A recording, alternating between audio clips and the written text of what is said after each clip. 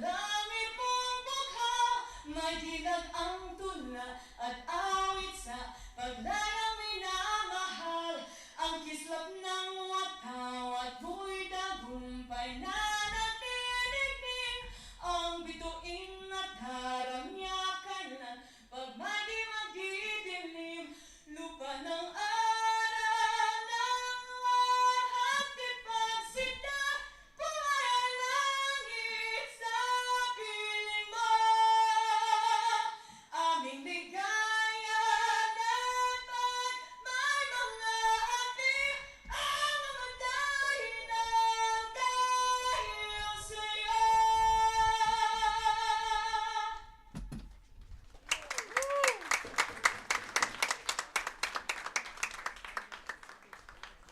Oh, say, can you see by the dawn's early light what so proudly we hailed at the twilight's last gleaming, whose broad stripes and bright stars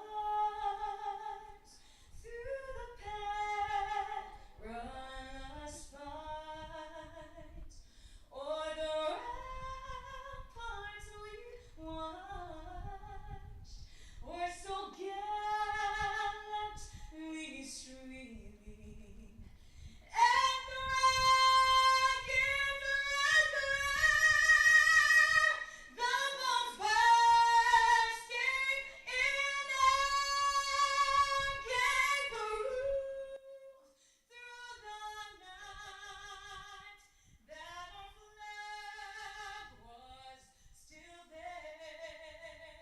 Oh, say does that star-spangled banner yet wave o'er the land of the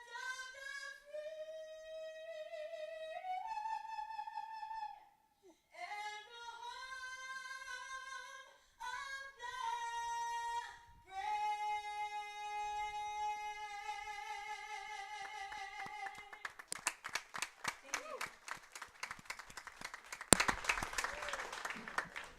of the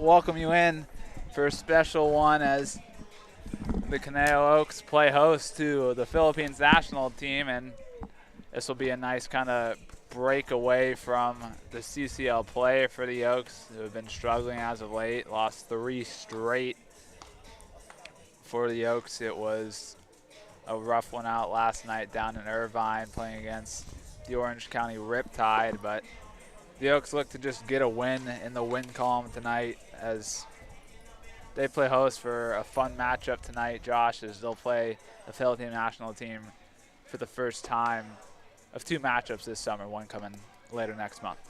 Yeah, like you said, Austin, this is going to be a fun one. This is a good breather for the Oaks. You know, they've lost 3 in a row, so a non-league game, especially against a national team like this, is just a really fun break. You know, get some guys in the lineup that aren't usually in the lineup, get them some reps, and just have some fun.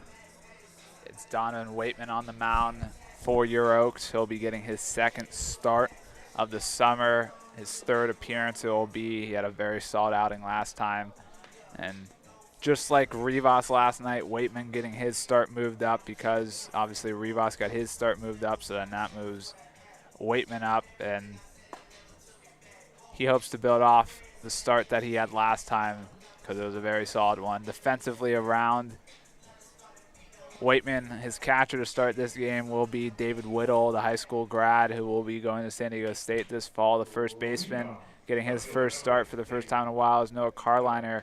Cody Csulak, the conventional catcher, will be playing second base. Jack Brooks gets another start, this time his first time at short. Charles Masino will be the third baseman as Waitman gets a swing and a miss for strike one.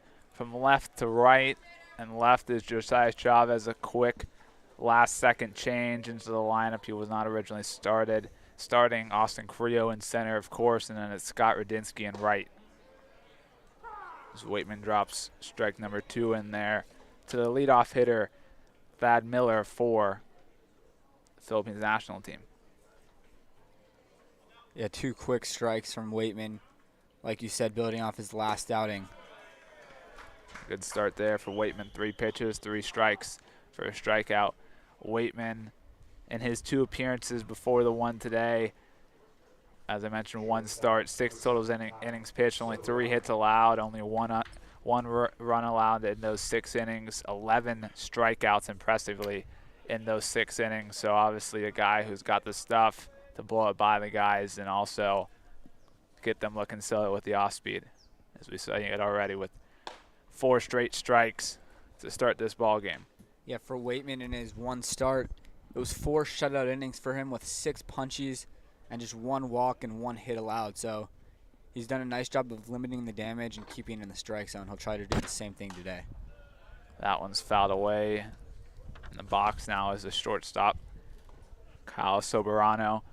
I can't give you guys much on this Philippines national team, a team that just came together to start playing very recently. I believe they actually just got their jerseys yesterday, so the roster is actually handwritten.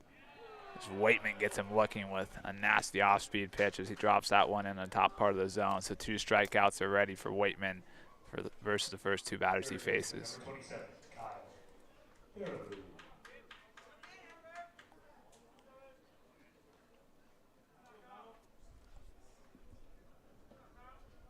Kyle Baraloo steps in now.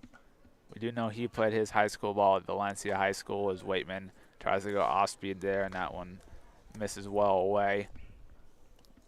Yeah, Baraloo also played college ball at Cal State Bakersfield in 2021, but nothing in 2022. So fastball paints the outside part of the plate there for strike 1. 1-1 the count now to him.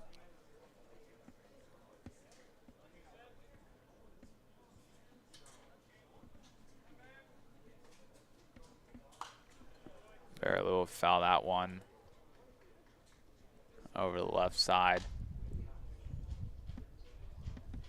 And it looks like he actually transferred to Ohlone College for this season, where he hit about 300. The fastball there from Waitman misses away.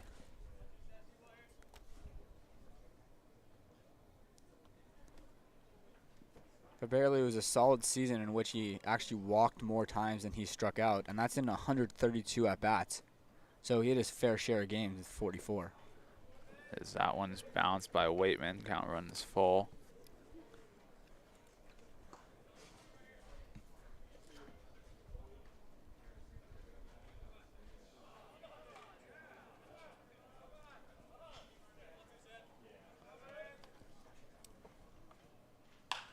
That one's popped up to the left side, drifting foul.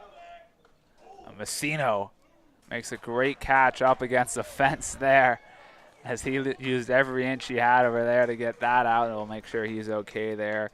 But what a play there from Charles Masino in foul territory. Talk about getting welcome back to the lineup.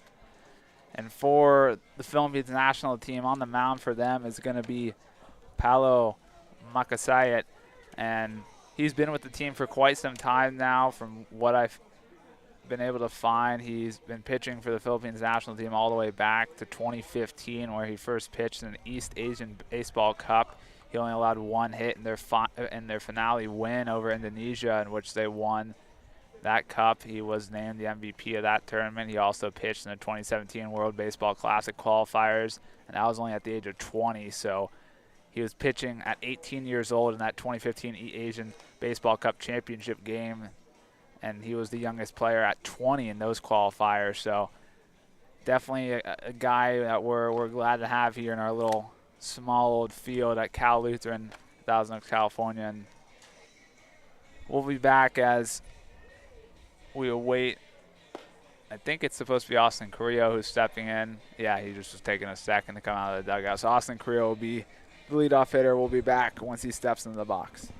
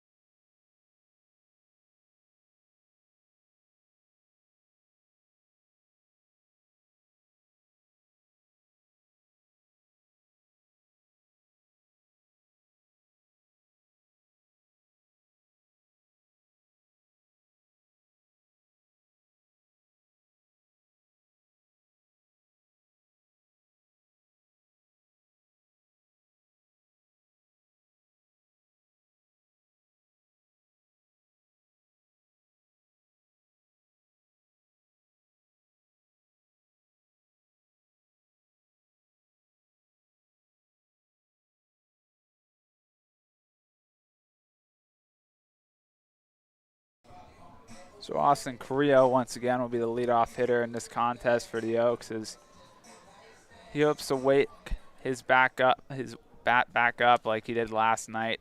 2 hits he had last night against the Riptide in his 4 at-bats.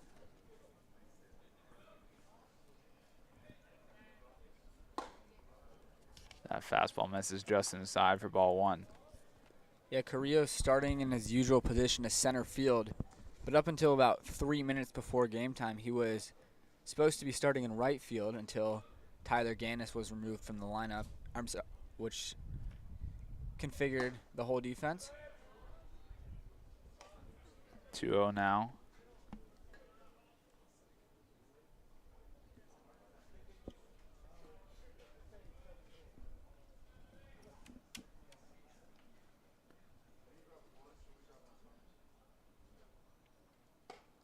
That one misses away. 3-0 count now to Carrillo.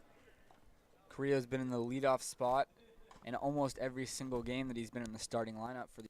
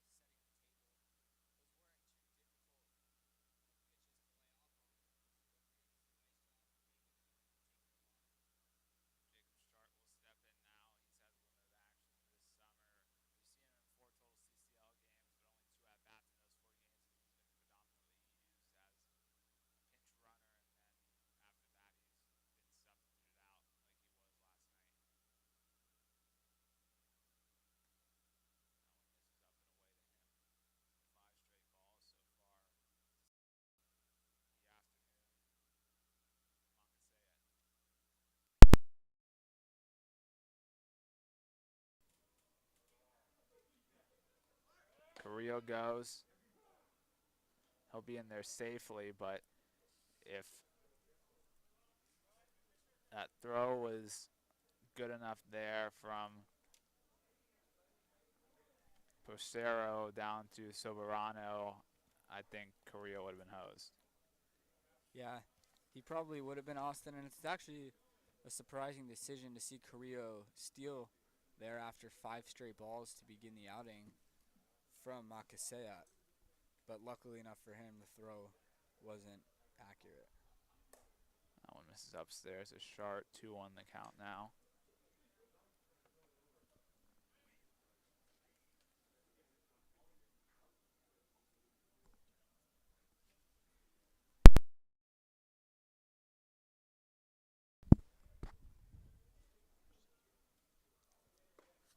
Schardt swings and misses with that one.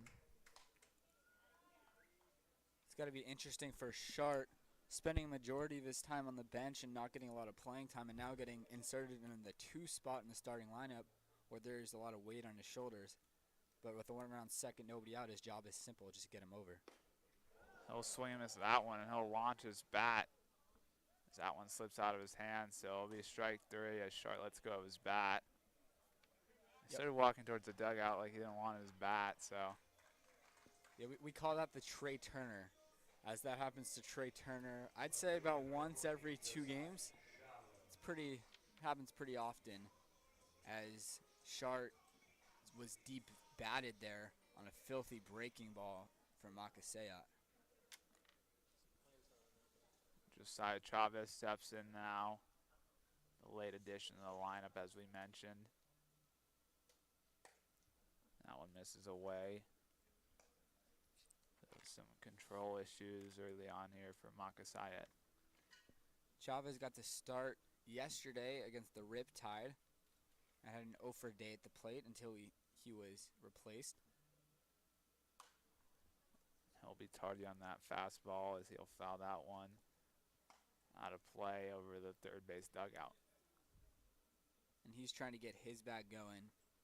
Hit it in below the Mendoza line overall and in CCL play, living around 150. He's trying to get his bat going, especially up there in the 3-hole today.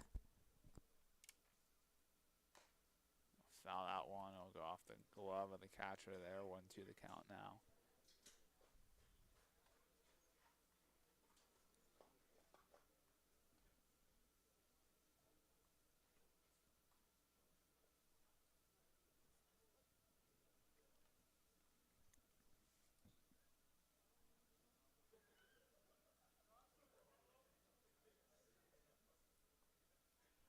Makaseyat and Porcero are having trouble getting on the same page. Makaseyat's been shaking off a lot of signs, staring in a lot. So they finally get the sign. That one misses away.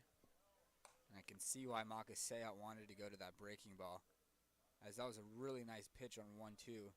Just missed below the knees of Chavez, but it's a really good spot from him. 2-2 the count now to Chavez. That one misses away as well. Count full.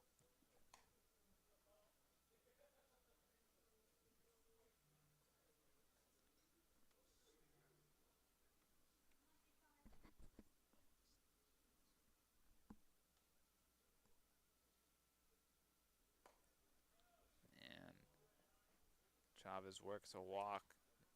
The backdoor slider misses outside.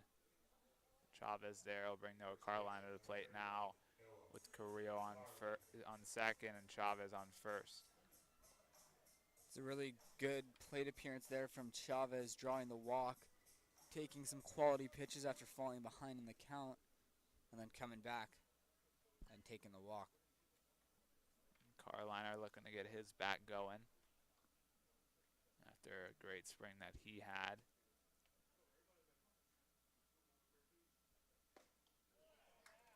And he'll second guess on that swing there.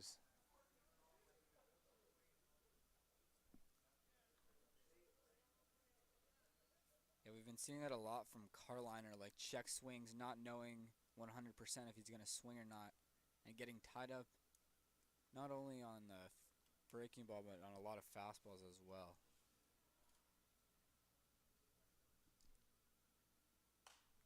Karliner just underneath that one. 0-2 count to him now.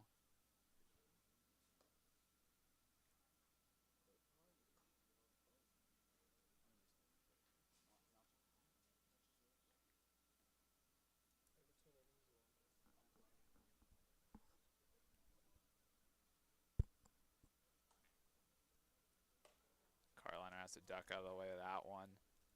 1-2 the count to him now. Yeah, Makaseyat just lost control of that one. For Karliner, surprised to see him duck there. In 0-2 count, he just stands upright, take this hit by pitch. especially on a breaking ball as well.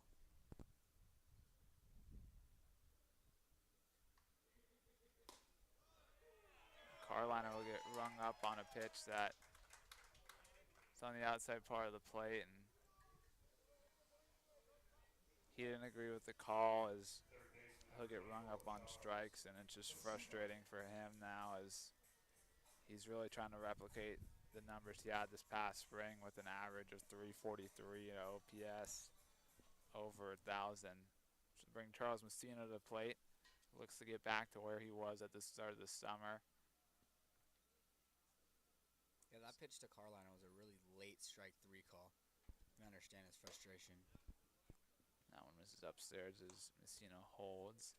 The third baseman from Pepperdine having a good summer so far in his 4 games played. He's batting .500, but that was because of 2-for-3 outing this past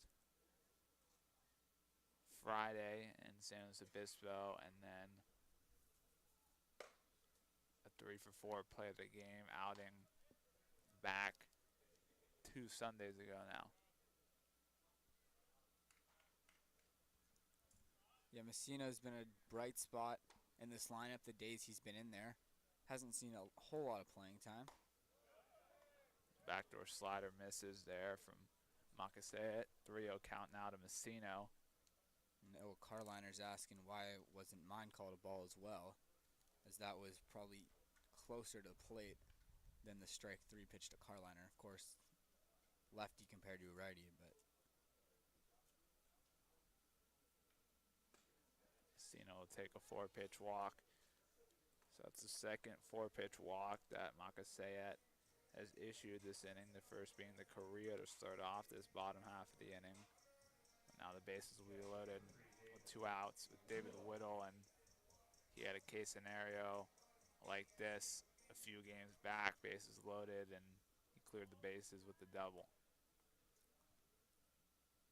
yeah, for Whittle, that's actually his only hit of the summer. See if he can come through the bases loaded again. That one gets past the catcher. Carillo coming home. He'll score.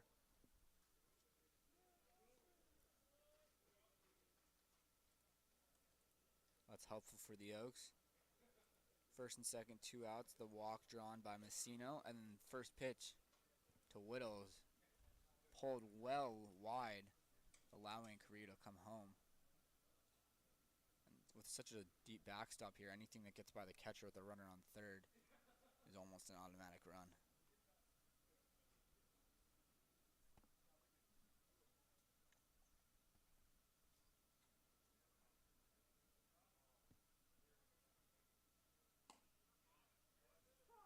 Whittle will look at strike 1 there. 1-1 count to him now.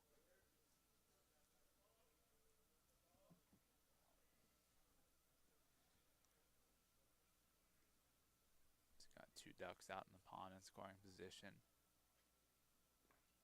That one misses down. I've seen a lot of breaking balls from Makasayat. Ahead in the count, behind the count. He doesn't care. He likes to throw it. But that time he couldn't land it for a strike, and Whittle took it in the dirt. Really nice stop from Persero back there. He goes slider inside. That one just misses. Thought he maybe would get the call there. Yeah, that one backed up on him, and he wasn't able to get back in the zone for a hit.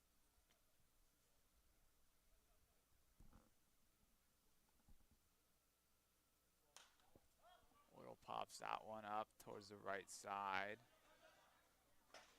That one will hit off the first base, top of the first base dugout and go out of play. Count now full.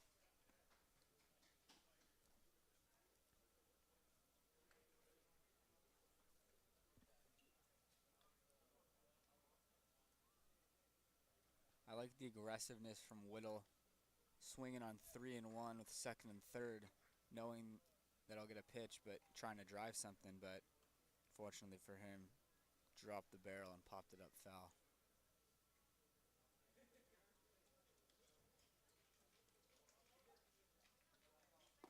Whittle swings and misses at strike 3, so only 1 run comes across as Makasaya works in and out of trouble. The Oaks take a 1-0 lead at the end of one. We'll be back, top two.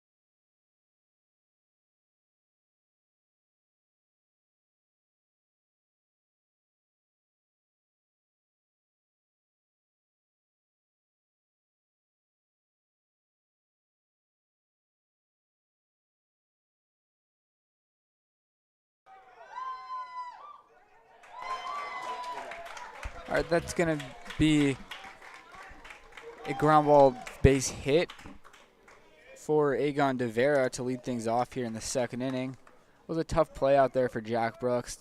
Kind of ate him up a bit, but we'll give De Vera a hit here. And the first one of the day for the Philippines team after Donovan Waitman sat them down 1-2-3 with a couple of strikeouts in the first inning.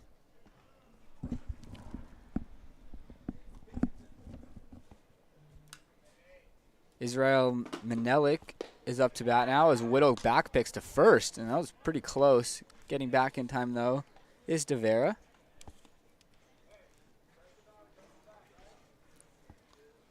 Whittle not happy with himself after the 2-out strikeout, so he's trying to contribute right away with that back pick. That one's grounded to third. Fair. That's going to be an extra base hit. And that's going to get by Chavez in left and roll to the wall. On his way home is De Vera. There'll be no throw.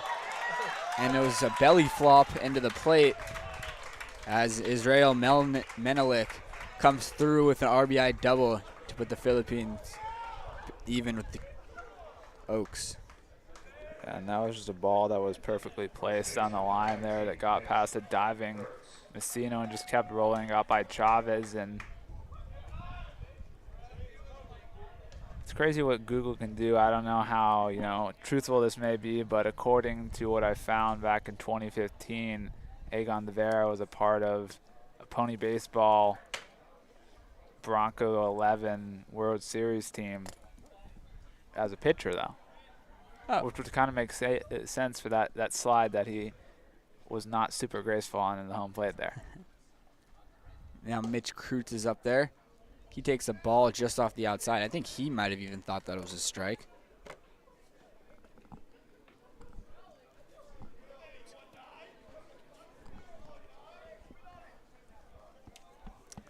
Kreutz is the first baseman today for the Philippines. As there goes the base runner, and that's shot to left field for a hit. That's going to score a run. And the Philippines take their first lead of the ball game. Kurtz gets it done before I can even say anything. He just finished up a year at Pierce College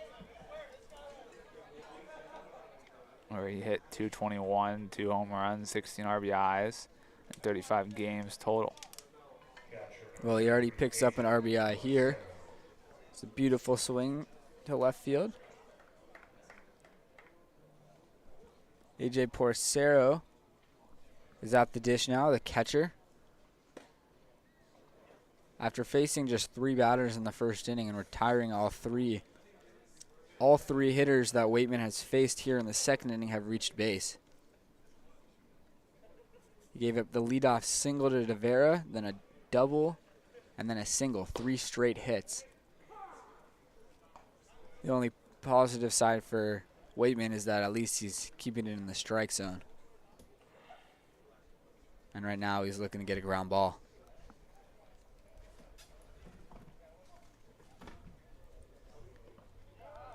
Great stop back there from Whittle to keep it in front.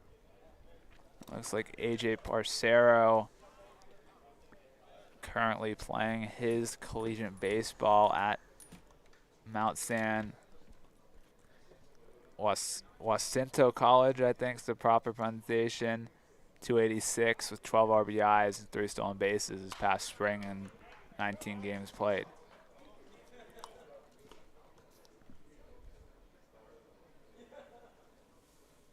A lot of experience on this Philippine roster. As Waitman's looking to get his first out of the inning, he's got 2-2 on Porcero.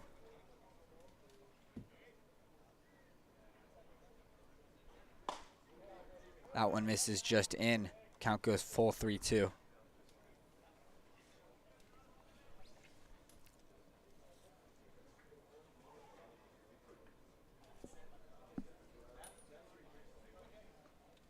Don't think that Kurtz is a big threat to run over there at first base. As the 3-2 pitch is fouled away. Waitman's got to be careful out there that they don't call a balk on him, as he's just barely coming set. Luckily, no one's said anything.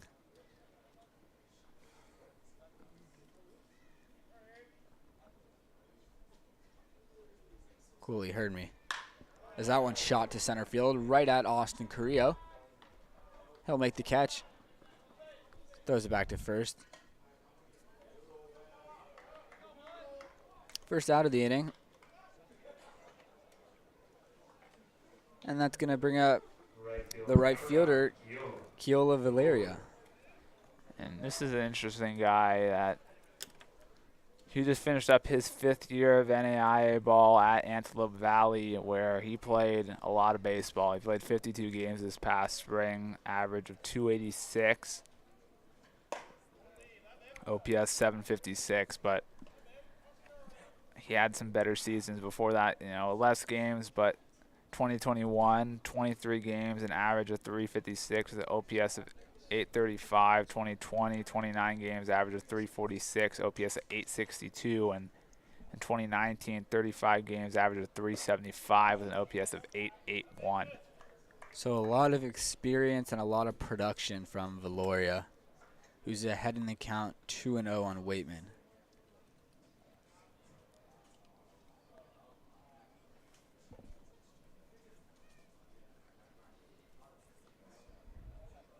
Waitman's looking to avoid falling into back-to-back 3-ball counts as he does just that.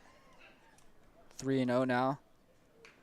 And Waitman just called for the dugout, as I think his day is going to be done. Yeah, that's it. Day's over for Donovan Waitman. That's not something you want to see. And I mean, we might be cursed here at Cal Luz. That's 3 out of our last 4 games we've had a pitcher come off, and he's pointing at the elbow. That is not good.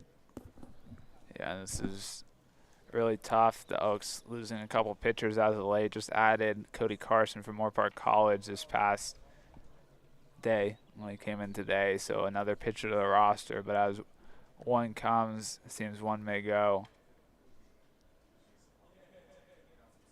Yeah, and it looks like We'll see. Nobody was warming up. We'll see who they go with. Yet to see somebody actually grab a glove and pop out of the dugout, as everybody will get up out of the dugout to greet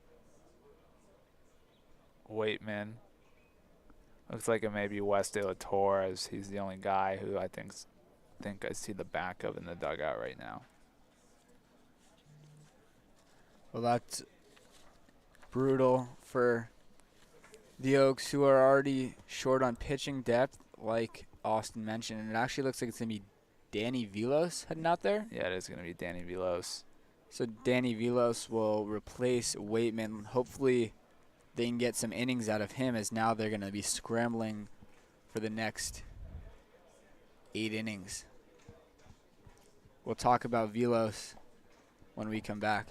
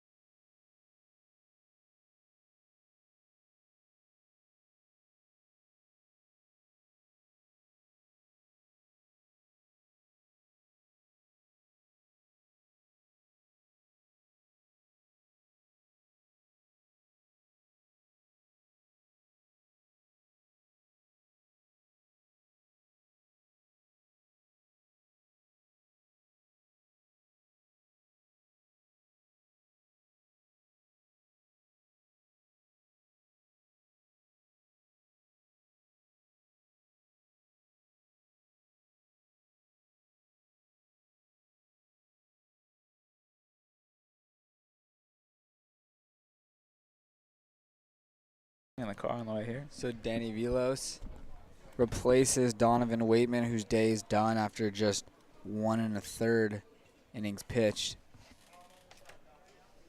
Vilos is pitching in his 4th game of the summer, and he's going to face Keola Valoria in a 3-0 count, and he fires a strike in there on the first pitch.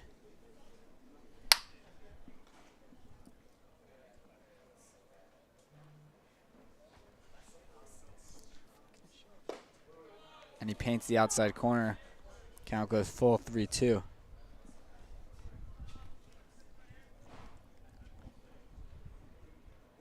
And In 3 outings this summer, Velos has gone 3 2/3 total innings. He's given up 5 runs in those innings, and he walks Valoria.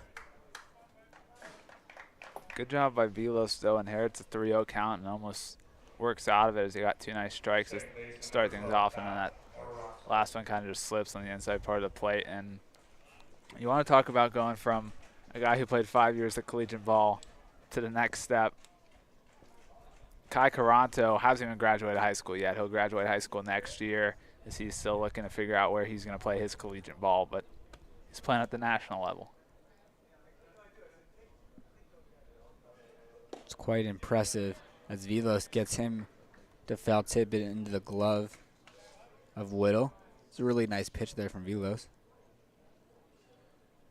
It's really unfair for him as well, as he's charged with that walk, in which he only threw 1 ball and 2 strikes.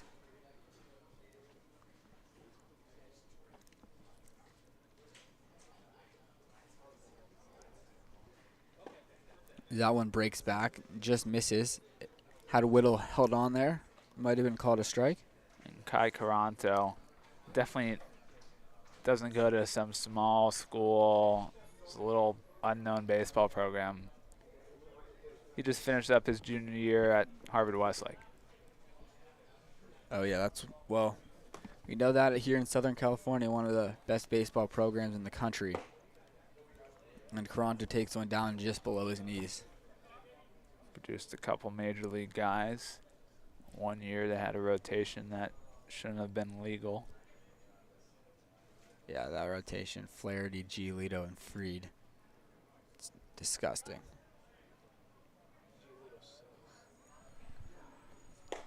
As that pitch from Velos gets the outside. 2-2 now. Yeah, not the best outing for Giolito today, though. Now you got shelled. That Jays offense, scary. Velos looking for a ground ball here. It's a 2-2 pitch. In the dirt, Whittle stops it. Both runners are forced to retreat. Coach not happy that they didn't advance. Good job by Whittle to keep them staying. Yeah, that really is a good job by Whittle. We've seen some struggles from him when he's been behind the plate. This summer, baseball's getting by him and trickling to the backstop, but he does a good job to body that one up. So we'll do the 3rd straight at bat, 3-2 pitch. And it's lifted on the right field line. Radinsky's on the run, and it'll drop in foul territory. And this is actually not the first time Caranto has played international baseball, but it wasn't for the Philippines. As 2016, he was on the 12U USA national team, 2017, the 12U national team for the U.S., and in 2019, he was on the 15U national team, played in all 9 games, starting in left field in 2019. 4 RBIs on 3 hits. And he'll go down looking on a beautifully placed pitch from Danny Velos.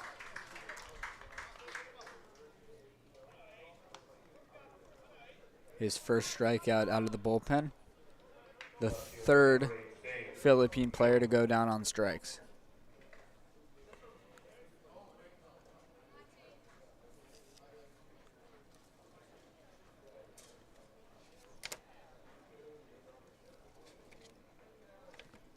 Dade Miller, somebody that Shoots that one up the middle past Brooks. That's going to score a run. Carillo gets it into second as Valoria goes first to 3rd, and Miller drives in the 3rd run of the inning for the Philippines. Yeah, nice piece there from Dade Miller, and I'm sure he's got some family in attendance today as he just finished up his first year at Oxnard College after coming out of a program that Oaks head coach David Solis is pretty familiar with, as Dade Miller played for Coach Solis at Rio Mesa High School. So I'm sure that Coach Solis knows Miller pretty well then, if he coached him.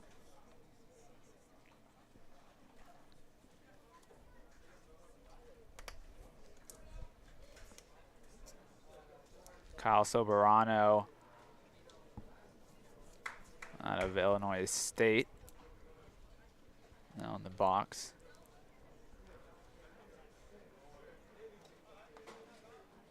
So Barano's up there with runners in the corners and 2 away. Struck out in the first inning. Waitman was 2/3 of the way to an immaculate inning to be in this ball game as he struck out each of the first 2 hitters on 3 pitches. That one shot foul while on the first base line. Soberano, a regular in the Redbirds lineup this past spring, played in 39 games, in which he started 31 of them, the average of 226.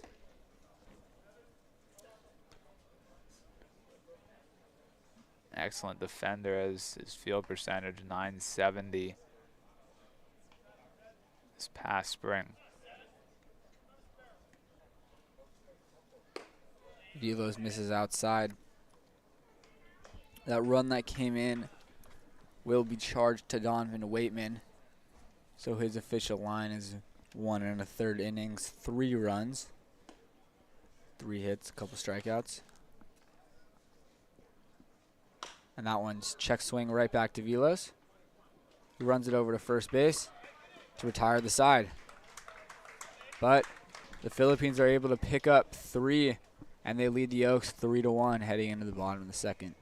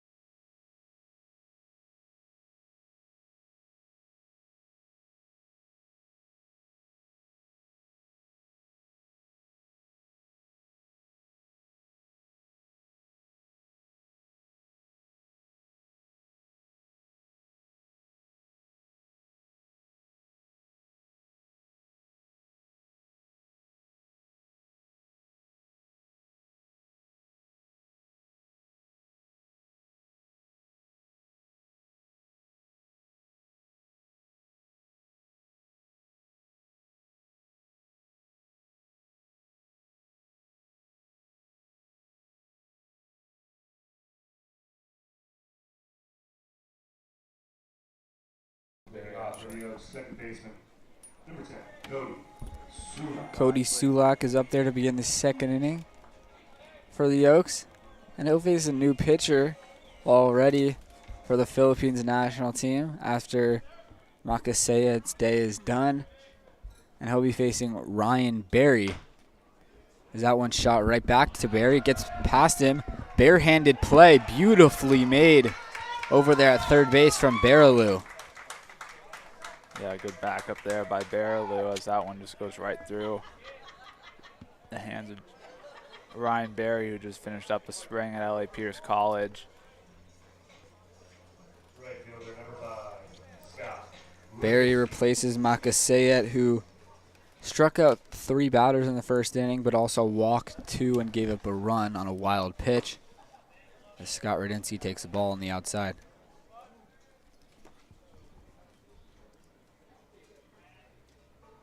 Radinsky looking to pick up his first hit of the summer. Him, Schardt, and Csulak, all three in the starting lineup today, are the only three guys on this Oaks roster who have yet to pick up a hit this summer. I do have to correct you there. Csulak does have a hit. The stats are still wrong on the website. So Schardt and Radinsky. Yeah, Csulak had that RBI knock that they haven't given him yet. And Radinsky's now even in the count 2-2.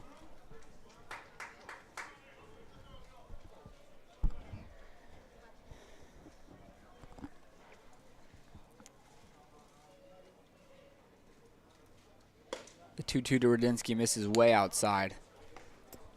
Semi sidearm from Barry. Yeah, it's definitely not over the top.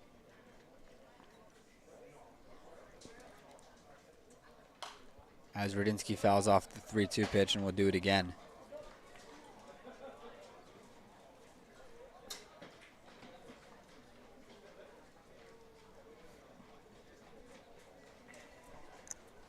Good at bat turned in for Radinsky. Here's another payoff. Taken on the outer half. Really nice job from Scott Radinsky to keep taking pitches, fouling off a couple, and then winning the at-bat and drawing a walk, which brings up Jack Brooks. Yeah, that was a good discipline at-bat there from Radinsky. Brooks is getting his first start in a few games, and his first start of the summer at shortstop. We've seen him primarily at second base. And he shows bunt, fouls it back. Brooks has been very solid so far since joining the team last Tuesday when his future Oregon teammates did the same.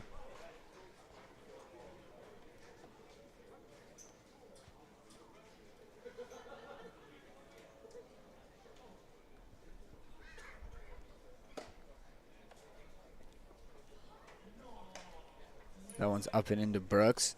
Counts even 1-1.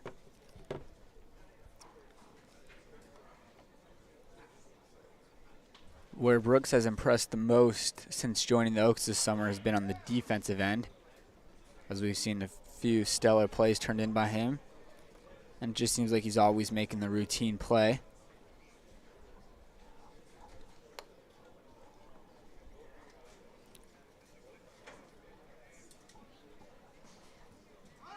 As there goes Radinsky, and Brooks drives it to left center.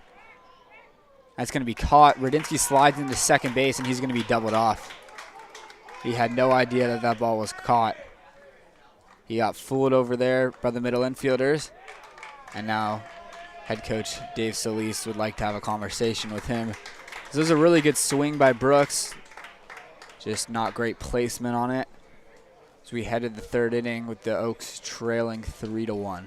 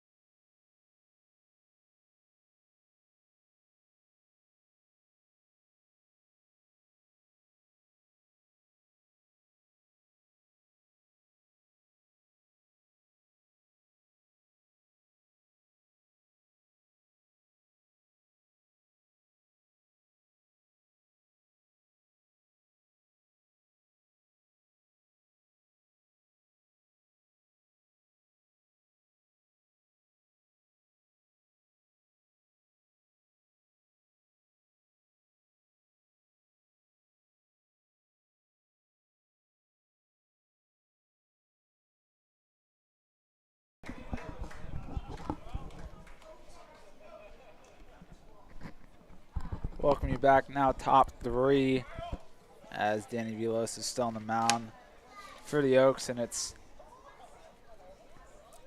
Kyle Baraloo who's going to step in the box now. Barely turned a really nice play defensively last inning.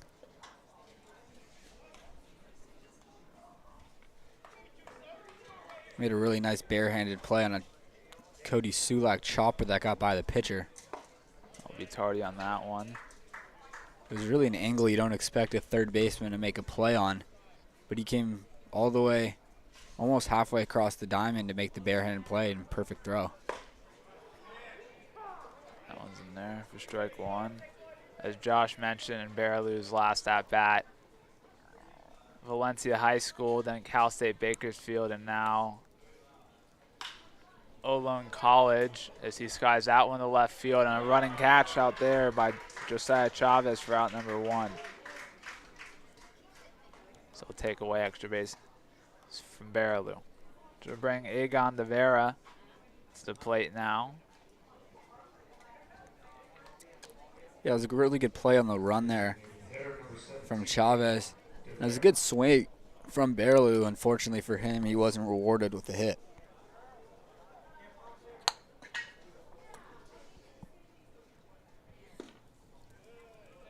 That one misses down to De Vera.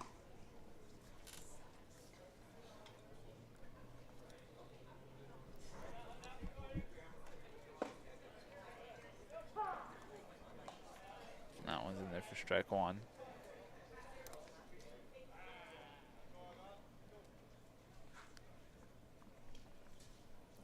And chasing that one downstairs is De Vera for strike 2, 1-2 count now. It's a beautiful 1-1 breaking ball there from Vilos to get the chase. And he'll go down looking. That's great pitch sequencing, getting the chase on the breaking ball. It started in the zone. So this time he paints the fastball and gets the call. Center fielder, number 15, Israel Menelik.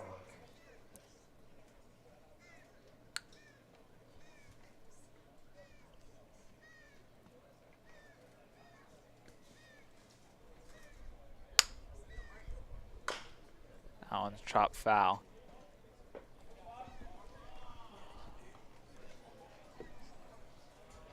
It was an RBI single for Mennick in his last at-bat.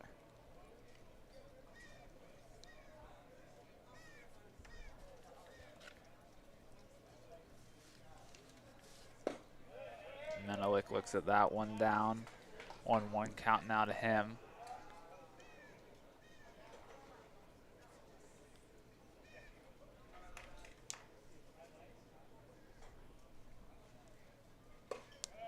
Vilos tries to go breaking ball, but it doesn't break. It stays up. 2-1 count now.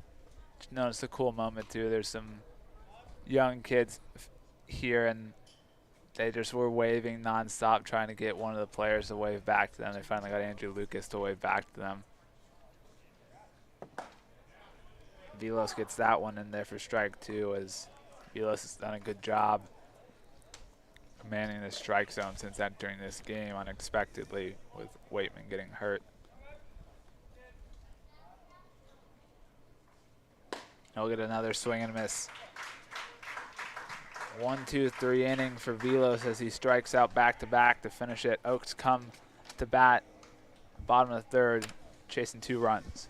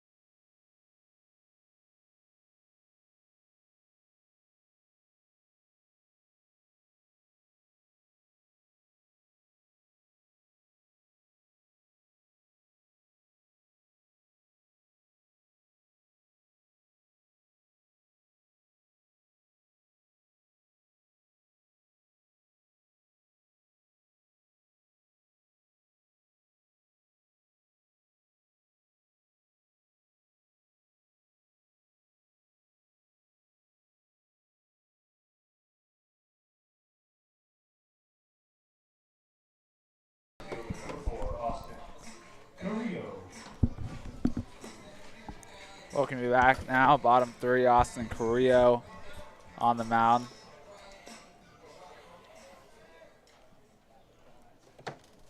Sorry, Austin Carrillo at the plate. I'm sure Carrillo would love to pitch one day. He walked, came around to score, and his first at-bat, he'll drop in a single there. Will be at least a single. Big turnaround first, but he'll retreat. Classic Austin Carrillo swing right there. Picking on the first pitch he likes. That time it was a fastball in the outer half. And just sticking his hands out there and slapping it over the third baseman's head for a knock.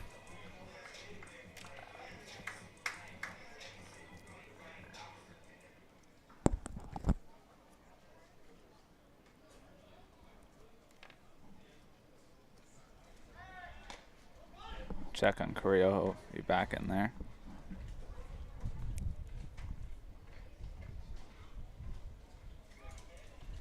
Schardt struck out swinging where he launched his bat into the Philippines dugout back in the first.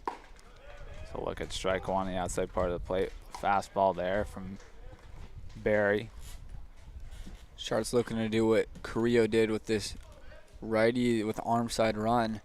That fastball's going away from the lefty, so just trying to shoot it to the left side. That one misses away, 1-1 count now. You can see Barry trying to live on the outer half of the plate because he knows he has that arm side run. That'll force the lefty to roll on top of it or just whiff it completely.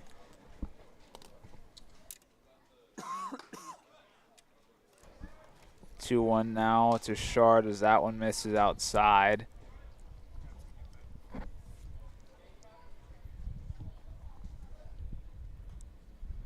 Wouldn't be surprised to see them run something here with a 2-1 count and a great base runner on first like Carrillo.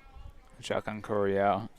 It's funny, I don't know if it's somebody in the stands or somebody in the Philippines dugout, but every time they throw over the first, they yell, "They got him!" And it hasn't been close either time. Yeah, not even close enough for the umpire to actually make a call. Schardt will be tardy on that fastball, 2-2 now. I did notice the first baseman,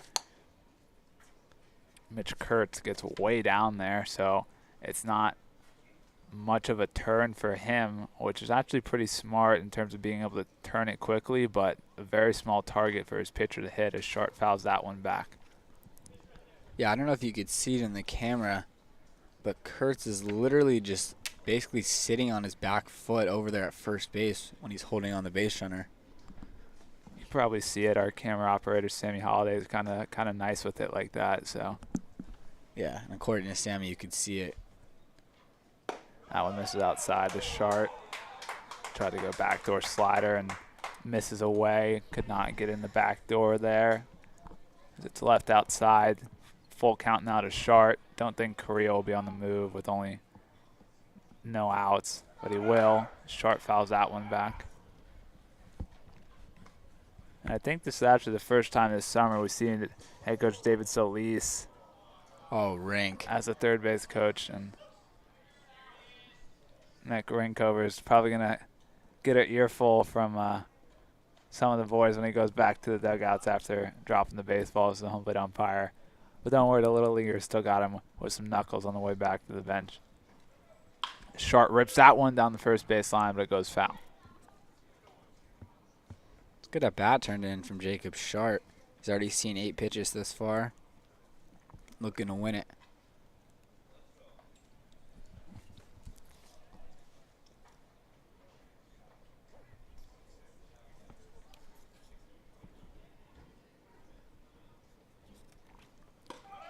Schardt swings and misses. The throw down for Carrillo's launched in the center, so he'll get in there safely with the stolen base, but Schardt goes down on strikes. Yeah, Carrillo should have been hosed there. About halfway through, he kind of just slowed up and then realized that Schardt swung and missed and kicked it into another gear. Had that throw been accurate, Carrillo probably would have been hosed, but once again, Porcero doesn't make an accurate throw, this time pulling it well wide of the bag.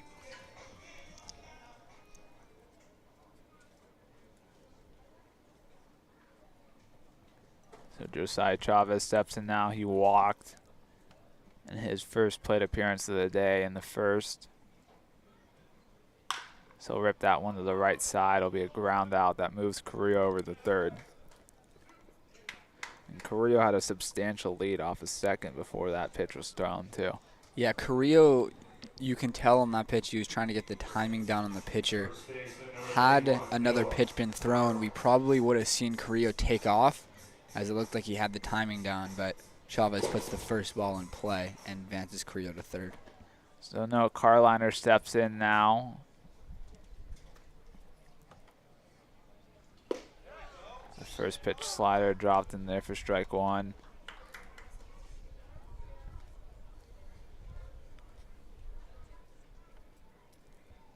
He was not happy about a strike three call in his first at bat. So he'll shoot that one through, and that's going to be the RBI base knock for Noah Karliner. A much needed one for him as he's been struggling to get the bat going off of the spring he had. High expectations for him, and finally another hit and another RBI, and he'll be happy even with the slow roller to the right side. Yeah, good for you, Noah. He's got that hole in that 3-4 side of the infield, and we've seen him struggle to get on time with pitches, but that time he takes the outside fastball and rips it through the right side for an RBI knock. Charles Masino now, 4-pitch walk to him as at bat number one as he rips that one foul. Just early on that one that he chased out of the bottom of the zone, and it looked like it might have been a little bit away with the way that he extended his arms to that pitch. So a pitch he probably wanted to drive to left field, but ended up being early on it, and he just had to hook it foul. He'll rip that one foul in the Philippines dugout. It's funny, 4 guys jumped out of the way of the ball, and the one guy that the ball actually went to, he just stood there and fielded it. Yeah, and he's still just sitting there, hasn't even moved. 0-2 to Masino now. Karliner on first. Masino rolls over that to second. And he'll be retired on the ground out. So an RBI single from Noah Karliner makes it a 3-2 ball game. Take you to the top of the fourth, and Danny Vilos is still going to be on the mound by all indications.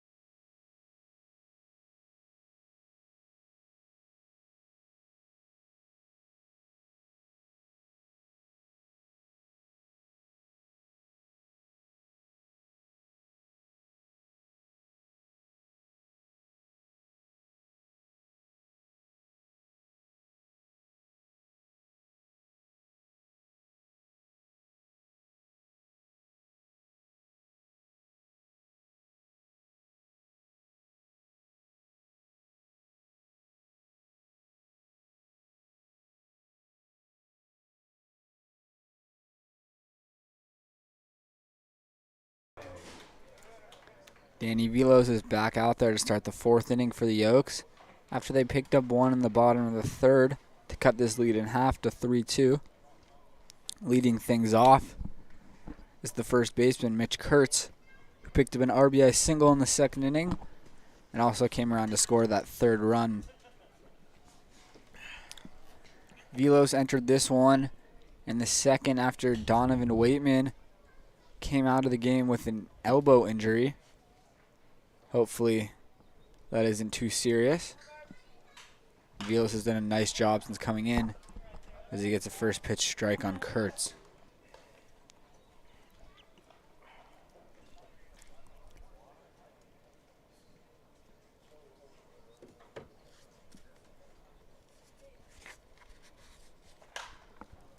That one's lifted foul, 0-2.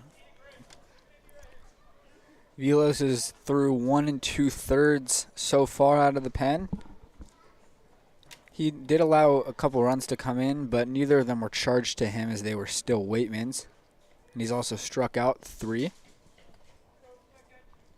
He's ahead 0-2 to Kurtz. Does a nice job of staying alive and fouling that one out of play. That's actually a pinch hitter. It's Jose Mariano who's going to be pinch hitting here for Kurtz.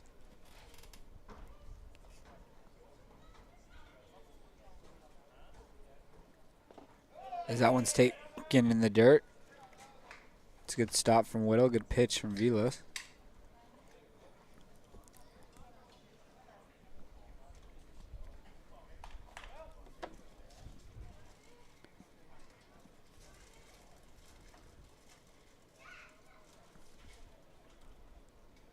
The 1-2 nearly gets Mariano, but he's able to get out of the way.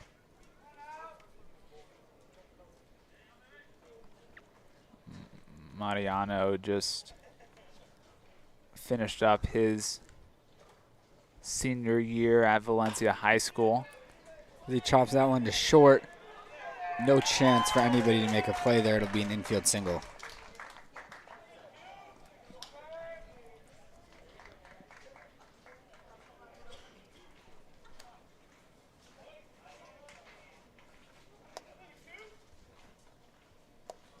Catcher number 33. That'll bring up AJ Porcero, the catcher, who flew out to center field the last time up.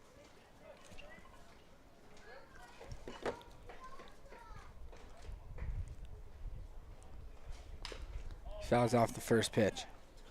And Porcero, as I mentioned, Mount San Juancito College, went to San Juancito High School.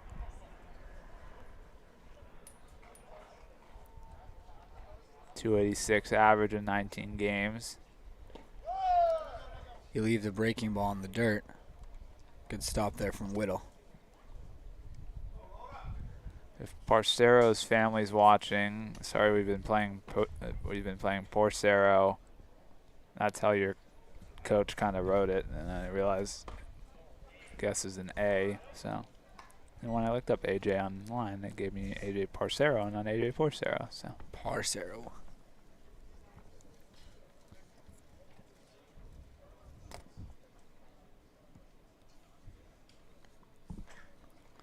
Porcero grounds that one to the right side. Diving stop from Csulak, throwing to first, not in time.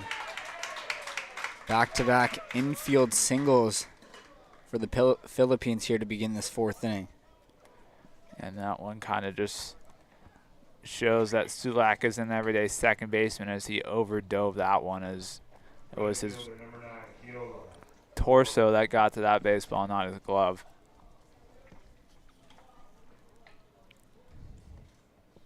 Yeah, it was good effort there from Csulak. You love to see the dive. It was just not very necessary at that moment. And now the Philippines have first and second with nobody out. And Kiola Valoria at the dish.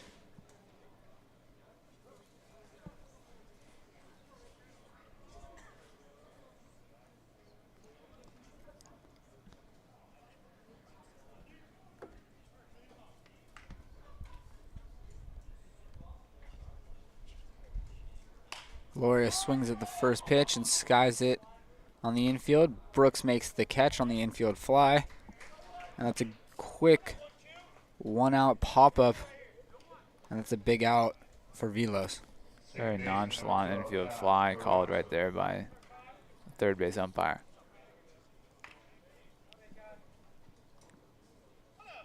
Now that brings up Kai Caranto, the high schooler, who struck out looking against Velos back in the second. And he skies that one foul and out of play.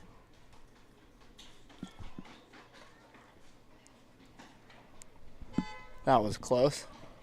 That outie almost just got plunked with that baseball.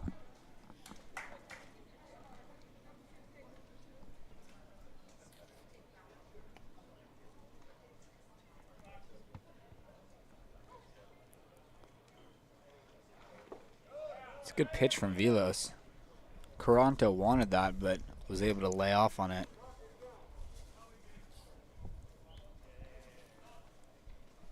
1-1 now the count.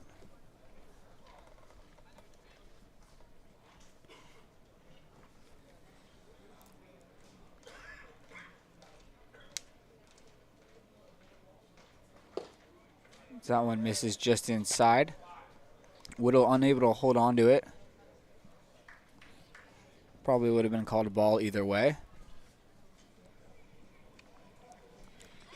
As Velos has now matched his longest outing of the season at 2 runs. It was actually his best outing where he went a couple of shutout with 3 strikeouts against the Foresters last week.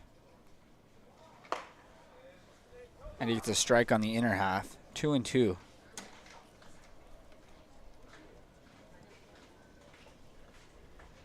He's also matched his season high with 3 strikeouts today.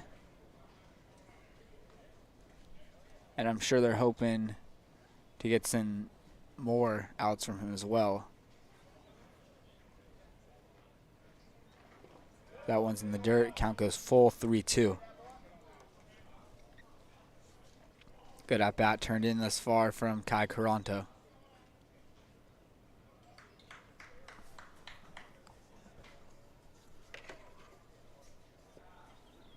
That one might have cut a piece of Whittle as the home plate umpire goes out to the mound to give Velos time. Coach Solis got about 3 steps out of the dugout before Whittle pushed him back and told him he was okay.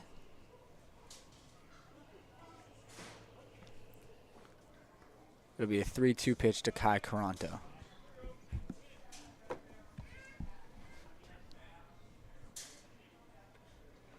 It's grounded through the hole on the left side. Runner's a hold. And they almost got him back at third. But the bases will be loaded for the top of the Philippine lineup in Thade Miller. Yeah, and that was a kind of a tough one for Masino there, as I think Masino could have potentially got there to turn a double play, but he broke for third to cover third base, and it ends up rolling through for the single. And now Velos has bases loaded with only 1 out, trying to keep this deficit to only 1 for the Oaks. Miller's up the dish now, who already has an RBI single. And he picks up another one on the first pitch, just like last time. This one's going to score 2 as the Philippines extend their lead out to 5-2. Just a bloop single that drops in there, but it does the damage. There's a little bit of hesitation out there and right by Radinsky, as I think if he didn't double clutch there, he might have had a chance to play at the plate. Shortstop, number 7, Kyle. Yeah, for Miller, he's now seen 2 pitches in each of his last 2 at-bats, and he's gotten RBI singles on both of them. And it's now the 4th hit of the inning for the Philippines.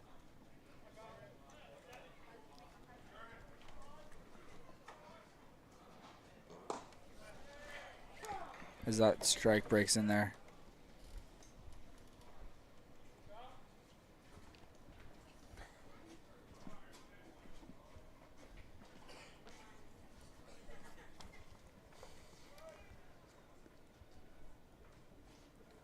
Kyle Soberano's up there, and he drives that one to center. Austin Carrillo goes back on it. He'll settle under it, and tagging from second and heading to third base is Caronto. It'll be the 2nd out of the inning, and the Philippines have runners in the corners with 2 away, and their 3-hitter Kyle Barlow coming up.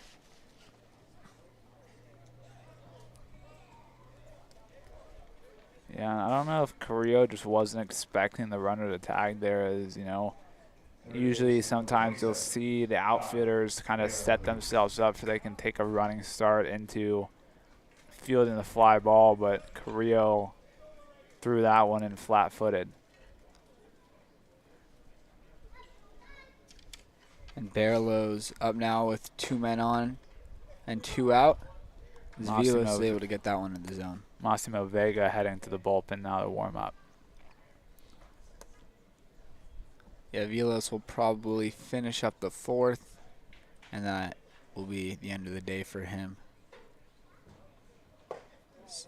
That one misses just outside.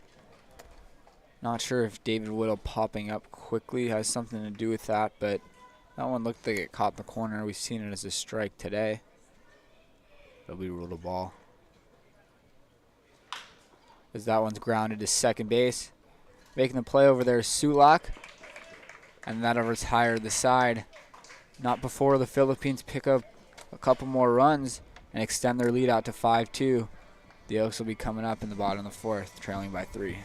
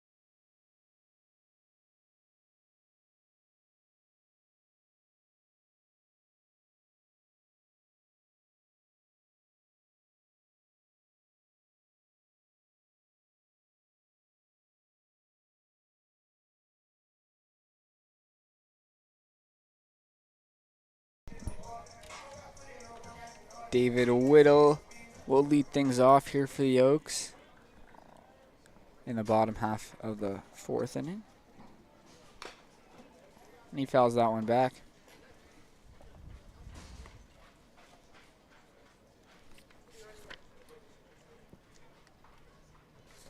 Whittle looking to get his bat going after an impressive spring, finish up his high school career.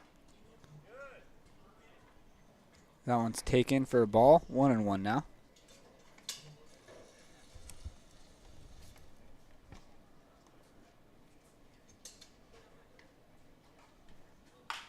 That one's rolled along the third base line fair for a hit for Whittle. He's rounding first. He'll head towards second and get in there safely. A leadoff double for David Whittle here in the 4th inning. And Whittle hesitated for a second going around first. Second baseman number 10, Cody Csulak. But he gets in there safely. Like the aggressiveness there from Whittle. Csulak grounded out. Got robbed of a base hit. Would have been an infield hit on the barehanded play from Barlow.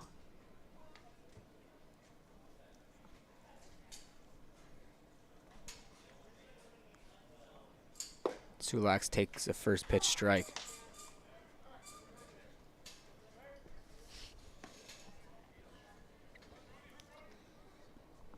Sulak made the last out of the 4th inning by fielding a routine ground ball over there at second base, which is just a note because it's not his natural position, like Austin said earlier in the inning. With the Oaks playing multiple catchers, actually hitting back-to-back Whittle and Sulak. Sulak takes another one down.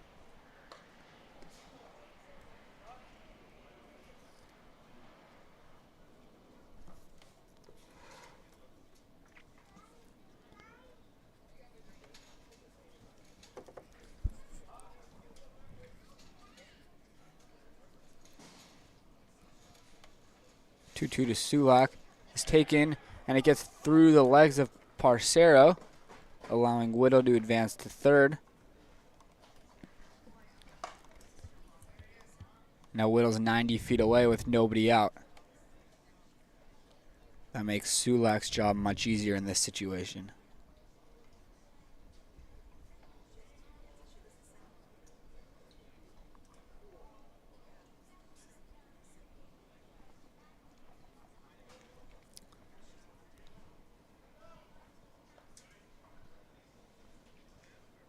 And he lifts that one to right field. Tagging is Whittle. And that'll be deep enough to score him. Productive at bat there from Cody Csulak to get the Oaks a run and cut into this deficit.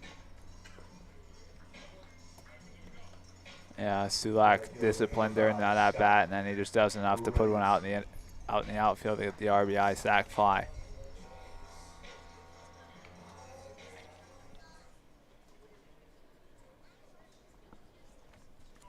Brings up Scott Radinsky, who walked in his first at bat, and he grounds that one to third. It's going to go foul.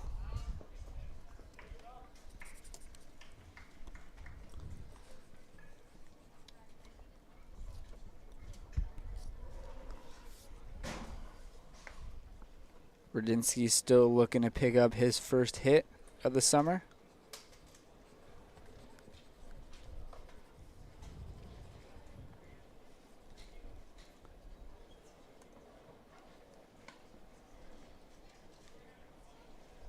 Hopefully his last at-bat, that 7-pitch walk that he drew, can build some momentum, as that's a good swing there, but it's right at the second baseman. And making the play is Caranto for out number 2.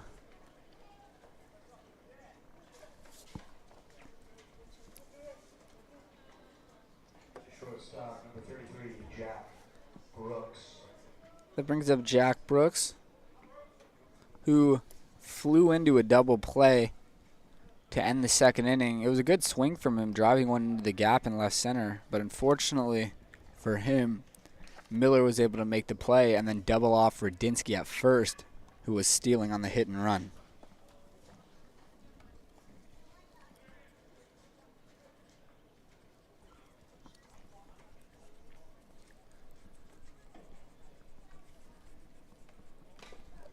And Brooks fouls that one back.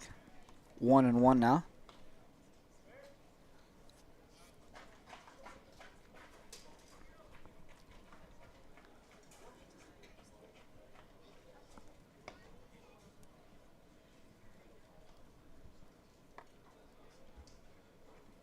The 1-1 to Brooks misses outside. Now had 2-1 as there's action down in the Philippines bullpen. Looks like it's Jorge Romero down there throwing.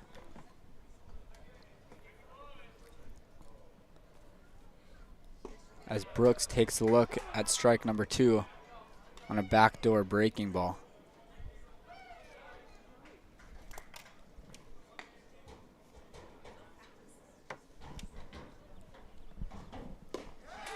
He goes with the backdoor slider again to get Brooks looking, and that'll end the 4th inning.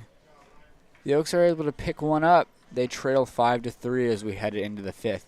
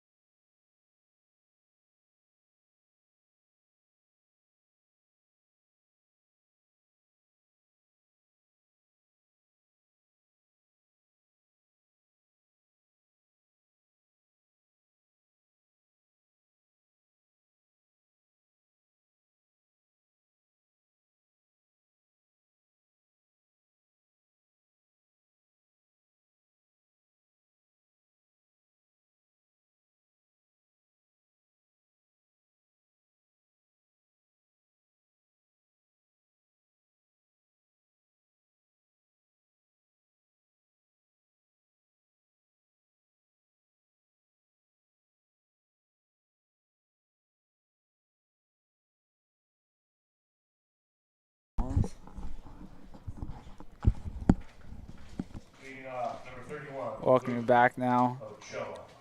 It's going to be top 5, and there's going to be a pinch hitter as Luke Ochoa is going to pinch hit for Egon De Vera.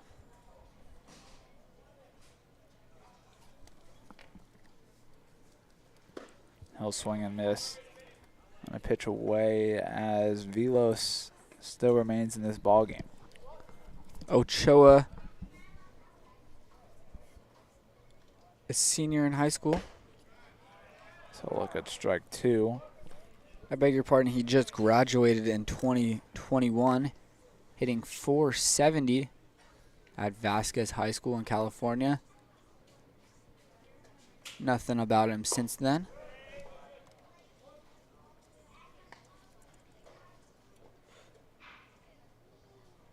One, two, the count now.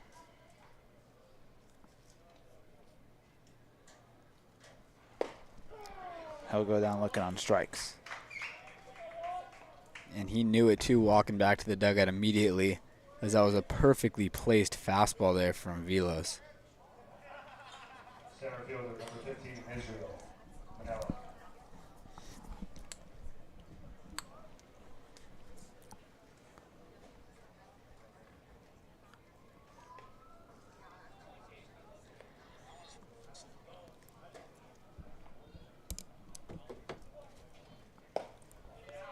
That one just misses down.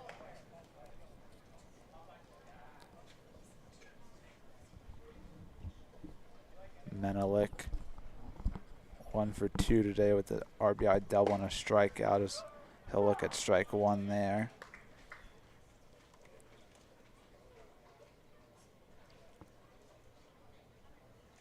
Already 8 hits for this Philippines lineup through 4 innings. So they've been doing some damage. Chases that one down. 1, 2 the count now, and Velos is going to be the guy until the decision's made, especially with a lot of games played, the need for rest, obviously injuries now, as that one's fouled away as Whittle can't squeeze that one.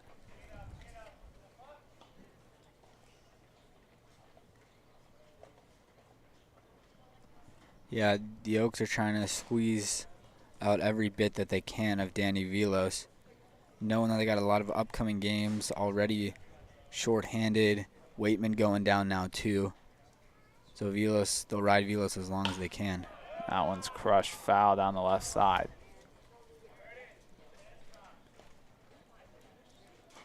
And like we talked about already, the longest outing for Velos of the season.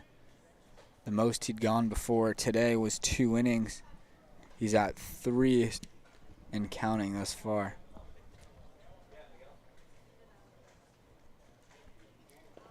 That one bounces and get past Whittle.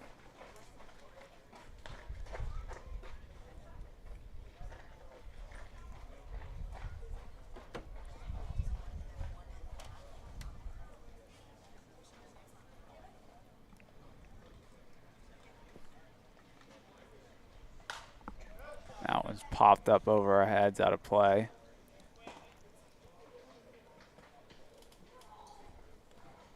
It's a good at-bat right now from Menelik, who's still behind in the count, but he's been continuing to foul off a lot of pitches from Velos.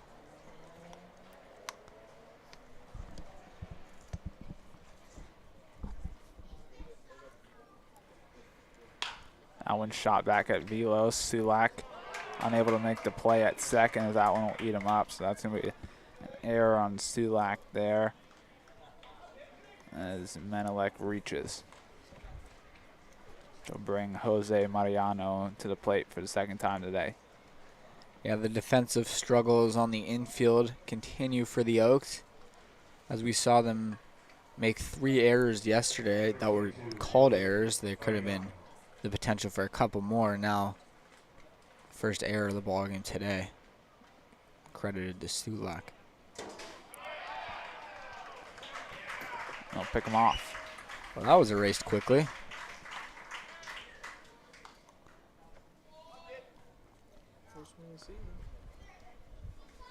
Would be the first pickoff of the season for the Oaks. And that's just something you love as a pitcher. Nice move there from Vilos. That one's grounded through the 3-4 hole, and it'll be a 2-out base knock from Mariano.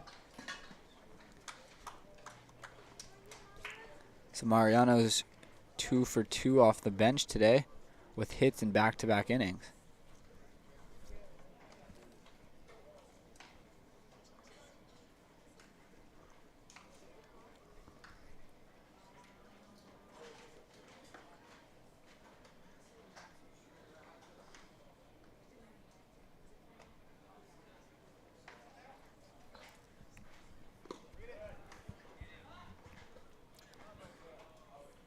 Whittle almost tries to back pick Mariano there.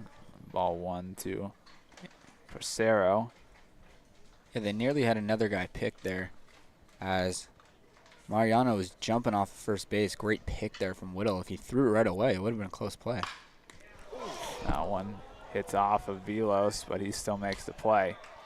Yeah, that's got to hurt. That ball was crushed off of him. That will probably end his day, and not too shabby of a day, but Oaks pitching cannot catch a break. We'll go bottom 5.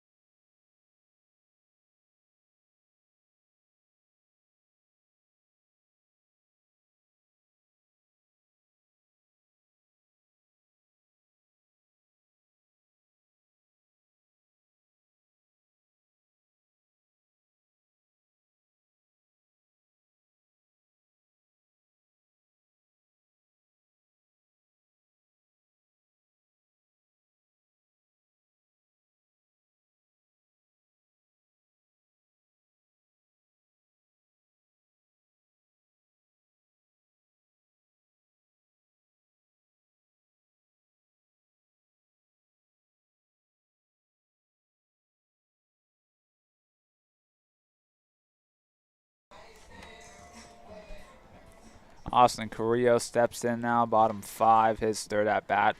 1 for 1 in his 2 plate appearances. He walked, came around the score, singled, came around the score. So he gets on and he scores apparently. So that one misses downstairs for ball 1. Yeah, Carrillo's trying to keep that pattern going. Got on in the first and scored, got on in the third and scored. He's now up in the 5th. That one also outside. 2-0 count now to Carrillo.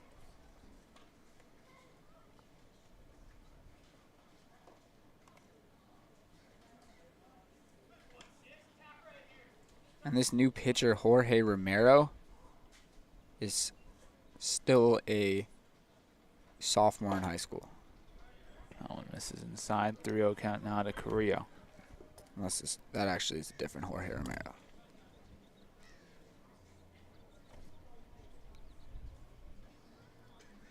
the former big leaguer named Jorge Romero. That one will get in there for strike one. 3-1 count now to Carrillo. Carrillo's seen 9 pitches in his 3 at-bats, and 7 of them have been balls.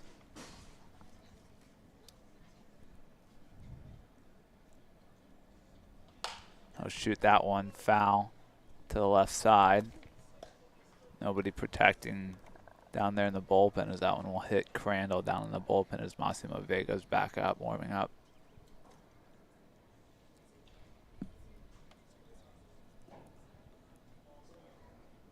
Hopefully Vilos is okay after taking that line drive right off his leg. Carrillo works another walk. Well, if the pattern continues, then we know what's going to happen in this inning. See if Jakob Schardt can turn things around for himself at the plate. Schardt 0 for 2 with 2 strikeouts in his 2 at-bats at this point. Jakob Schardt. Turned in a really nice AB last time up, though. Although he struck out, he did see 9 pitches at the plate.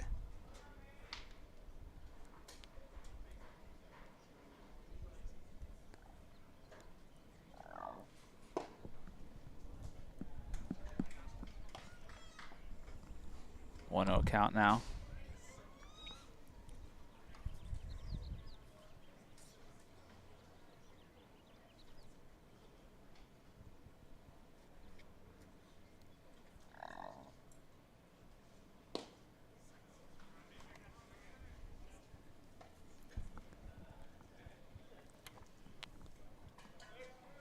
Two 0 count now. Let's see if Carrillo will be on the move here.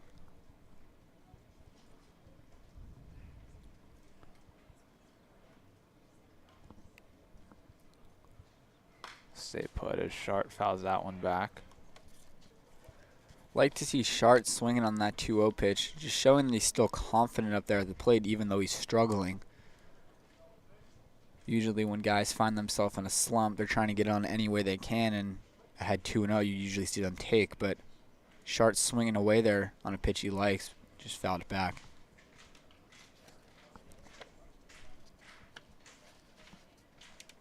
Carrillo goes.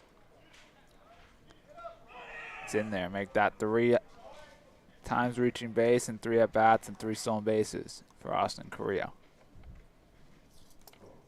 And that puts his total to 3 stolen bases on the season. He had only been thrown out in 1 attempt for Carrillo, which is surprising with his wheels. That one will hit Schardt.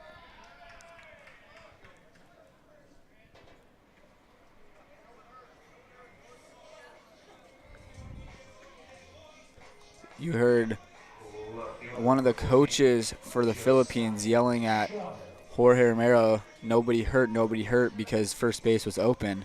I think Jakob Schardt thought that hurt. I mean, that got him directly in the middle of the back.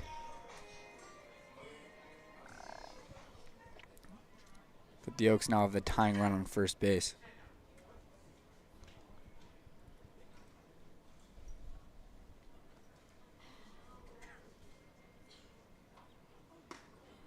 One inside is Chavez. That's leading out of the way of that one. Chavez 0 for 1 today. He walked and was stranded at third in the first, and then he grounded out to second back in the third. He's got 2 on, nobody out now here in the bottom of the 5th. The Oaks trailing by 2. Carrillo will break for third. Chavez swings and misses. Carrillo in there with the 4th stolen base today. Wonder if Carrillo has the timing down or if he knew that a breaking ball was coming there and had the signs, because that was a perfect pitch to steal on the breaking ball down, and Carrillo timed it great, picking up his 4th stolen base of the day.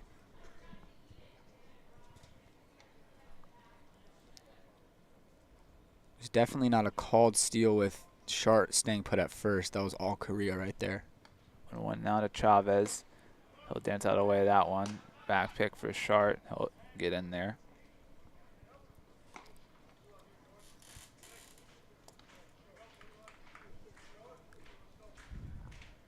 First and third, nobody out now. We'll see if we'll try and move Schardt over to second to give Chavez 2 runners in scoring position. Is Chavez fooled by that curveball? He's well ahead of that one, 2-2 now.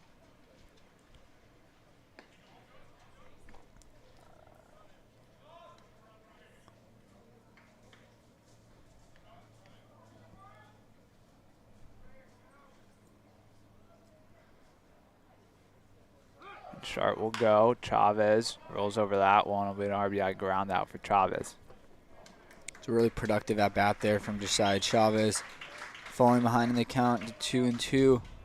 But no one needs a runner on third, and with Schardt going, just got to put the ball on the ground. He does just that. Schardt gets a good enough jump, and Chavez, unfortunately, doesn't hit it hard enough, but it's fortunate that time because it's erases the double play possibility with Schardt on the move and no chance of turning 2. So now Schardt out on the pond at second base with Karliner stepping in. As that one misses well away to him. Karliner 1 for 2 today. Struck out looking on a pitch he wasn't happy about in the first, and then he had an RBI single, the 4-3 hole back in the third.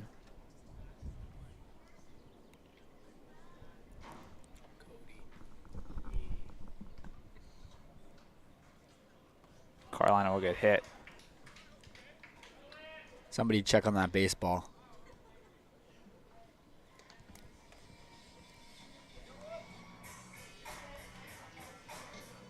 Charles Masino steps in now.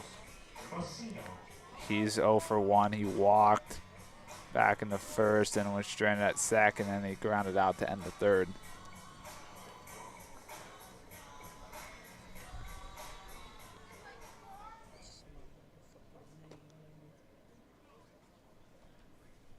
Masino's already done a lot of damage for this Oaks lineup this season. Masino drives that one, just foul.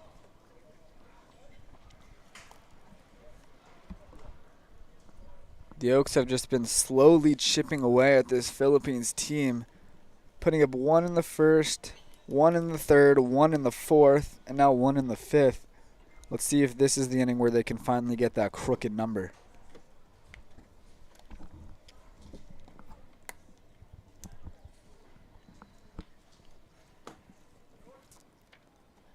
Schardt on second, Karliner at first. As we'll see, Romero steps off there. Schardt got a little greedy taking his lead. The Oaks got a lot of smart base runners out there. That one's in there for strike 2. I mean, you can see Schardt out there at second base trying to pick up the timing of the pitcher. We already saw Carillo do that and steal third. The Oaks got some baseball players.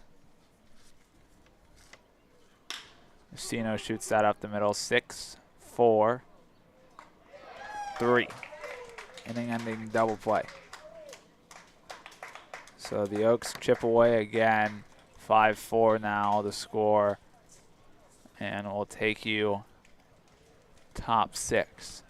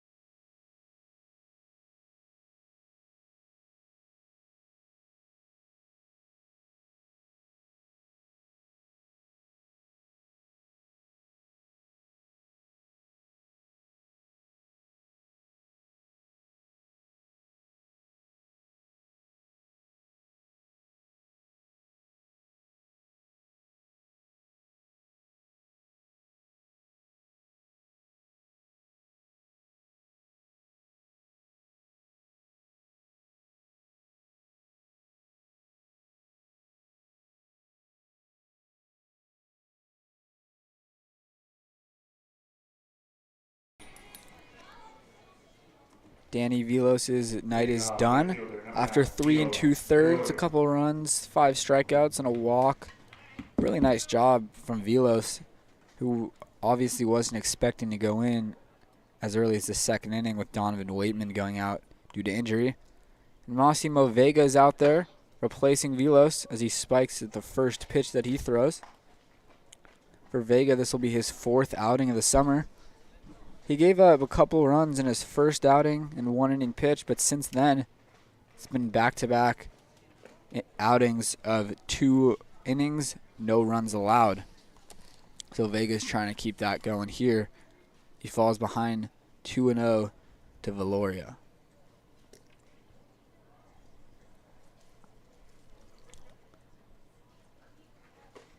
(3-0) now. Valoria has already walked today back in the second inning. And he also popped up on the infield with first and second and nobody out. Takes a strike on the outer half.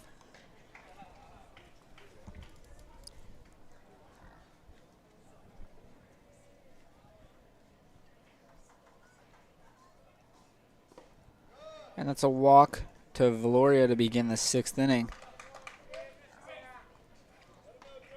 as Vega begins his outing with a walk. Yeah, not the start that Vega's hoping for in his 2 outings this summer. 4 innings total pitch and only 2 walks in those 4 innings, and he already has 1 and 1 at bat. But he's been solid, 3 strikeouts in the 4 innings, only 2 hits, no runs allowed.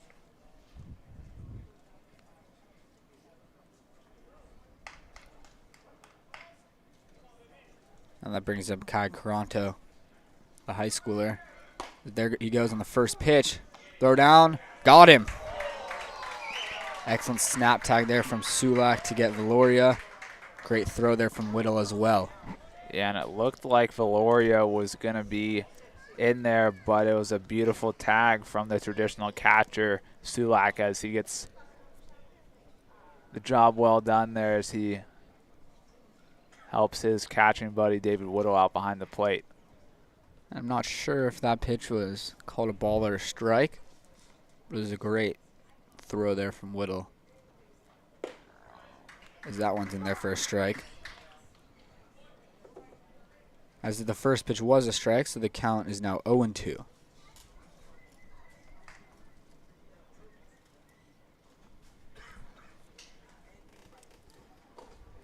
That one misses in the dirt.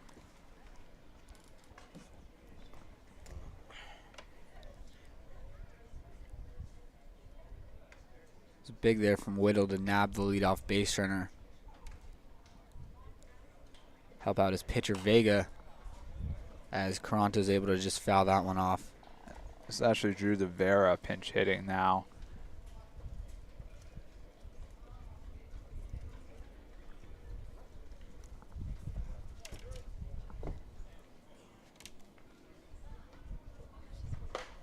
Strike 3. After the walk and then the caught stealing, Vega is able to get the pinch hitter swinging. It's going to bring up the top of the order, and Miller. Number 18, Miller.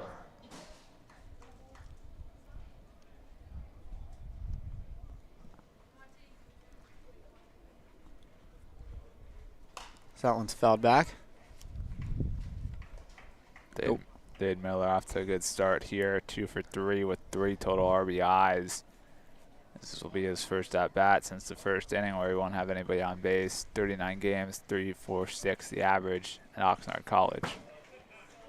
And he's now behind in the count, 0-2.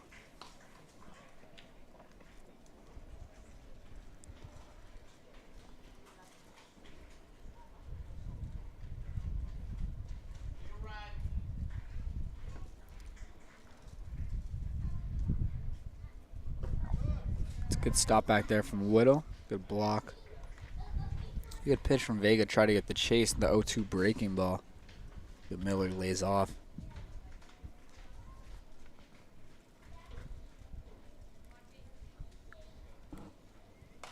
That one's fouled away. Just staying alive there is Miller.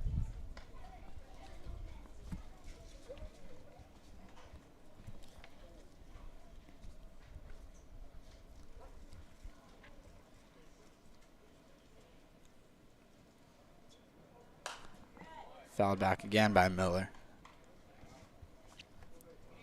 He's done a nice job of fouling off these high fastballs.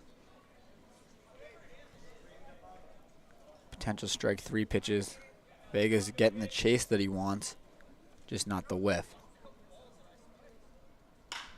And that one's driven out to right field. Radinsky's going back, and it's off his glove. It's going to roll to the wall. And Miller's got wheels. He'll round second and head to third, and he'll be in there safely. A 2-out triple for Thade Miller. It was a tough play out there from Radinsky, who was able to get a glove on it, but it won't go down as an error, as it was a leaping effort, just went off the top of the glove.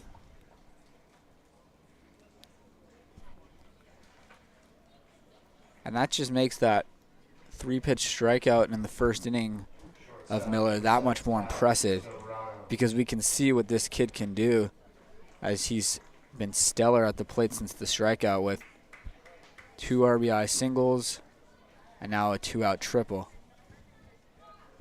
And we saw him with 2 strikes just continuing to foul off pitches. As Vega misses up and away to Kyle Sobrano, the 2-hitter.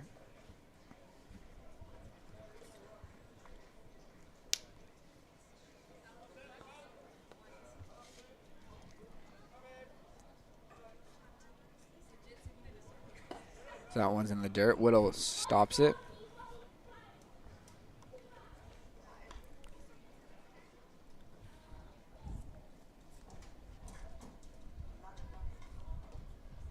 Vega's looking to pick up a big 3rd out here, as the Oaks already trail by 1 here in this one.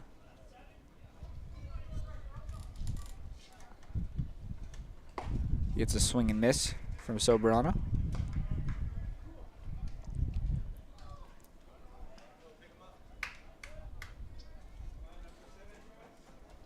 Sobrano's 0 for 3 today at the plate. Strikeout back in the first 2. It's now ahead 3-1.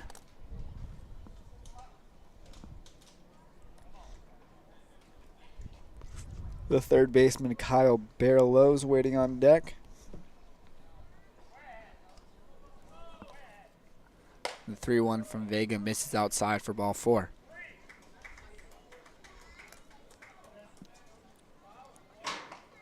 Yeah, and Vega's just got to settle in here. He walked Valoria, and then Whittle and Csulak helped him out by catching Valoria stealing, and then he gets a strikeout against Devera, and then he allows that triple, potentially error on Radinsky, to Thade Miller, and then walks the next guy. That one's chopped to first, foul. Karliner tried to keep it fair, but it was wide of the back.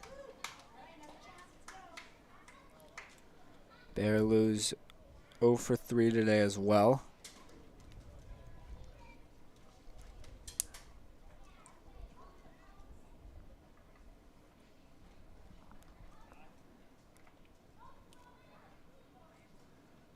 And he shoots that one back up the middle for an RBI single.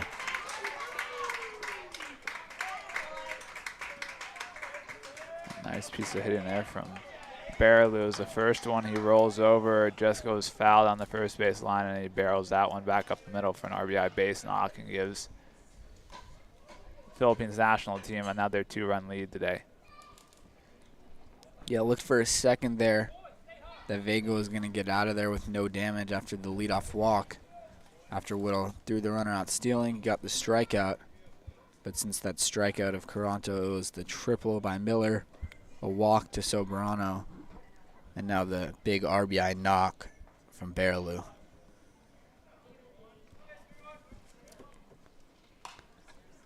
And that pitch is fouled back. This was the pinch hitter who entered in the last inning for the Philippines, Luke Ochoa.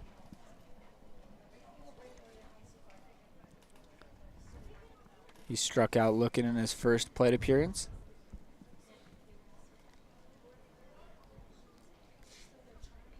And he swings through a breaking ball in the dirt. Vega's ahead in the count now, 0-2.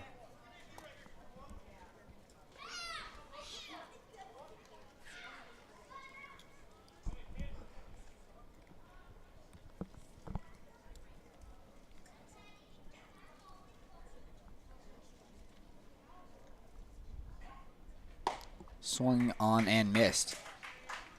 Masio Vega gets Ochoa swinging to end the 6th inning, but the Philippines are able to double their lead.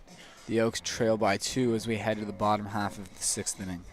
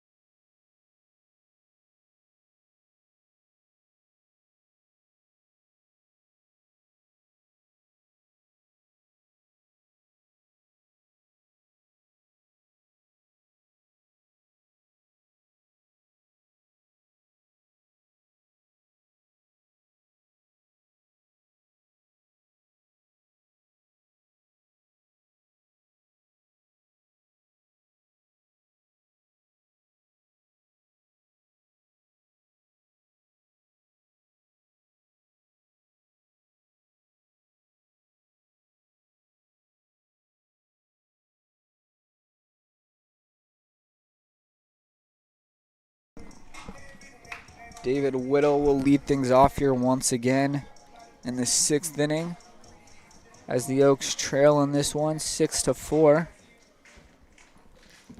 It was 1 run for the Oaks in the first, 3 for the Philippines in the second. The Oaks answered with 1 in the third, before the Philippines put up 2 more in the top half of the 4th, and the Oaks have put up 1 in each of the 4th and the 5th inning before the Philippines added another in the top of the 6th. So we've had a lot of runs in this one. And the Oaks are trying to chip in this lead once again. David Whittle is now behind the count 0-2. For the Oaks, it's just been 3 hits to nab those 4 runs. It's been a lot of Austin Carrillo stealing bases that have helped the Oaks get on the board, as he's scored 3 of their 4 runs, and Romero gets whittled down swinging. It's the 2nd inning of action for Jorge Romero, who hit a couple of guys, and gave up a run, but was able to get out of the 5th after getting an inning-ending double play off the bat of Charles Masino. Cody Csulak is now up there. He's 0 for 1 today with a sacrifice fly, giving him an RBI as well. The only non-Austin Carrillo run to come into the game was David Whittle scoring on that Csulak sac fly back in the 4th inning. And Sulak's now ahead in the count 2-0.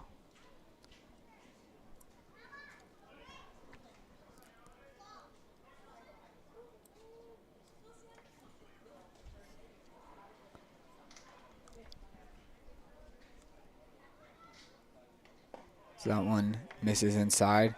3-0 now to Csulak. It almost looks like the pitcher, Jorge Romero, is smiling out there on the mound towards the hitter. Might just be squinting in to get the sign as he walks Csulak on 4 pitches. So a 3-pitch strikeout is followed by a 4-pitch walk, and that'll bring up the right fielder, Scott Radinsky, with a runner on first and 1 away. We saw that last triple by Miller go off the glove of Radinsky, allowing the Philippines to pick up another run. See what he could do at the plate now. He takes the ball.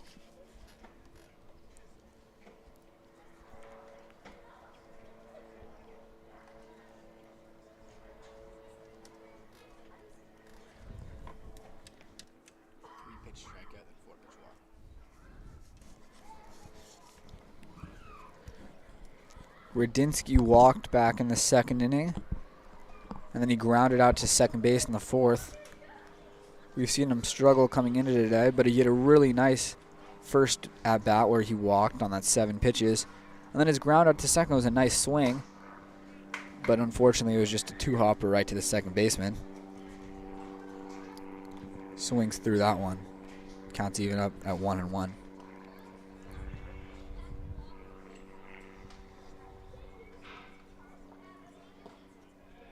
As that breaking ball misses just below the zone. That was a big looper there from Romero. That was a pretty pitch from Romero. A lot of break on that one. Buckled up Radinsky, but a good job to stay disciplined, not swing at that one.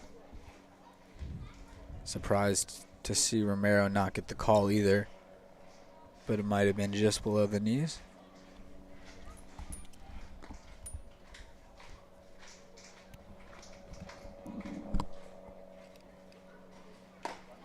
Romero paints that one on the outside corner, and Radinsky swings through it.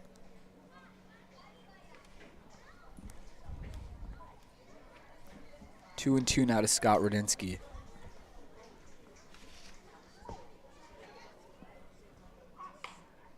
That's a check swing foul into the Philippine dugout. It's a nice job staying alive there for him. That was the breaking ball that Romero wanted, going out of the zone. And he got the chase that he wanted, but Radinsky was able to foul it away. And he takes that one, back pick to first, getting back in there easily, Csulak. The count goes full. There's action down in the Philippines bullpen. Also a guy swinging a bat down there. I don't know how legal that can actually be. He's protecting his player. If a ball comes over there, he'll just hit it back. There goes Csulak. Radinsky fouls it back. Good win on a 3-2 breaking ball. Yeah, and Radinsky just a little tardy on that one as he puts that one foul on the hanging off-speed pitch on the outside part of the plate. They picking over, and Sulak's in there just barely. I thought that he might have been out, but gets the benefit of the doubt. Yeah, I think he just barely got his hand back in there safely as the tag was on the shoulder, torso area. Another 3-2 to Radinsky. Check swing comebacker back to the pitcher. Going to first is Romero, and just getting Radinsky in time.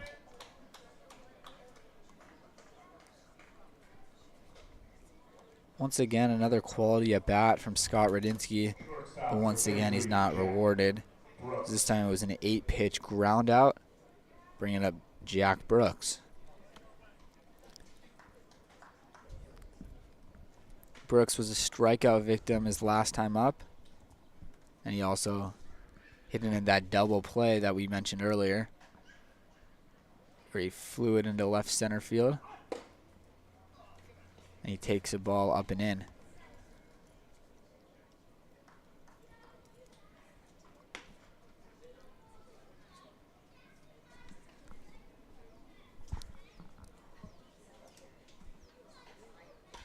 And that one clipped Brooks' jersey, yep, and then he'll take first base as the Oaks now have 2 men on, 2 out for the top of their lineup in Austin Carrillo. I don't know what it is. I don't know if they just like beating up on the young guy, but Jack Brooks has played in 7 games now since joining the roster last Tuesday, and he's now been hit by 4 pitches and only 11 at-bats, 12 at-bats. He's a ball magnet out there, is Jack Brooks. Now Austin Carrillo is up there. He's 1 for 1 today with a single, a couple of walks. And he takes a ball in the outer half. And also 4 stolen bases as well. Yeah, 4 stolen bases and 3 runs scored for Carrillo too. He's been the spark plug today for the Oaks. He's doing it all out there, and now he's looking to drive in a run. As that loopy breaking ball gets in there for a strike. Yeah, nice pitch there from Romero is just so slow that I don't think Carrillo was expecting that, or really was thinking it was going to get back in the zone like it did. And that one gets by Parcero, so a single now could potentially tie this ball game for Carrillo, as there are now 2 men in scoring position. We see Jack Brooks taking a look at the outfielders to see where they're positioned. Make sure he gets a good read. Although with 2 outs, he's going on contact. Yeah, but they obviously don't want him to run into the 3rd out at home if it's a single to the outfield by Carrillo. 3-1 now to Carrillo, who's looking to reach base for the 4th time with Jakob Schardt. Actually, it looks like it's going to be a pinch hitter in the on-deck circle for Schardt. It's Gavin Grant waiting on deck. Here comes the 3-1 to Carrillo. He walks. He's now reached base in all 4 plate appearances, and that's going to load the bases for the pinch hitter, Gavin Grant. Number 34, Gavin Grant. I don't know if I've just never looked to notice, but I feel like I've never seen Gavin Grant wearing those pretty green Oregon batting gloves before today. Yeah, I don't think he has either. I like him, though. Showing off the Duck pride. I'm sure they get decked out in gear up there. Yeah, I'm sure they do, and he's got 3 ducks out on the pond for him right now. Csulak on 3rd, Brooks at 2nd, Carrillo at 1st. The Oaks trailing by 2 here in the bottom of the 6th inning.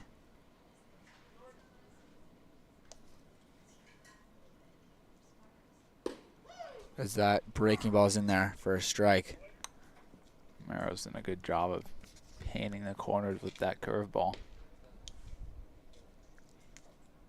Grant reached base in each of his last 2 plate appearances yesterday on a walk and on an error.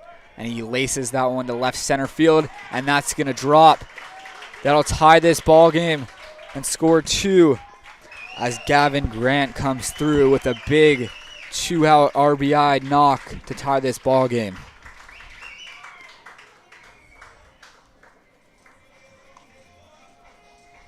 Left fielder, number 14. And that was much needed for Gavin Grant, who's hasn't been too hot since coming in this summer. In the games he's played, his average is under Mendoza line, and that's following a year at Oregon where he played a lot and had a good spring, and the 55 games he played in, hitting just under 300 with OPS over 850. And that was the first extra base hit of the summer for Grant. So that's got to feel pretty good for him. I don't know what it is about Chavez, but I feel like he keeps having that dance out of the way of pitches. Yeah. Unfortunately, that one Parcero was able to catch. I thought that one was going to get by for a run. As that one misses upstairs. 2-0 now to Chavez, who's 0 for 2 today. Although he does have an RBI ground out, and he walked as well.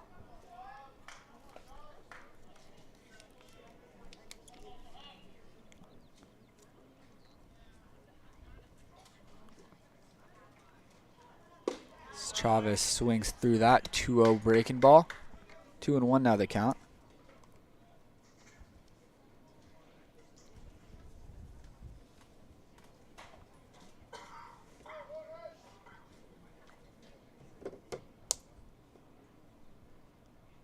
That one gets through Parcero, and the Oaks have taken the lead as Carrillo comes in to score for the 4th time in as many plate appearances for him. And the Oaks lead for the first time since they led 1-0 back in the 1st inning.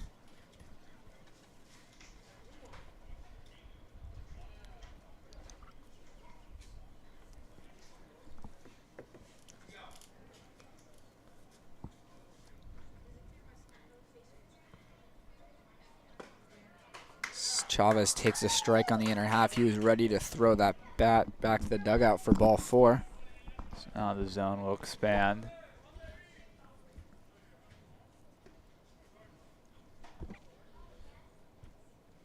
Three-two pitch with first base open. Goes with the breaking ball. So I was about to say. And Chavez goes down swinging. Not before the Oaks pick up 3 runs and take their first lead since back in the first inning. We head to the final 3 innings. The Oaks leading 7-6.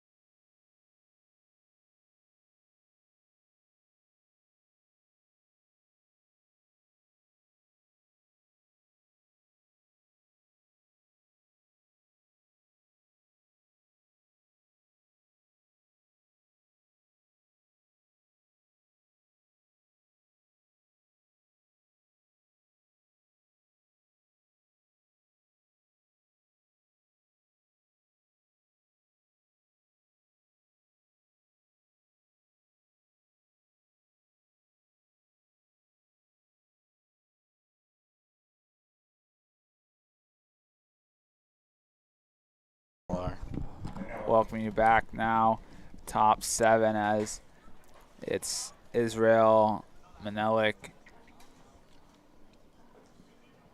in the box. As he rolls over that one to Masino at third, and that one bounces up last second right before he gets his glove, and we'll get Masino up high. That one will be ruled an error on Masino. Yeah, I think that one got him in the face, actually, after it kicked off his glove. So, glad to see that he's okay, but an unfortunate break for him, Vega, and the Oaks. Yeah, and Menelik picked off in his last at bat, so go over for him again. He'll get him safely this time.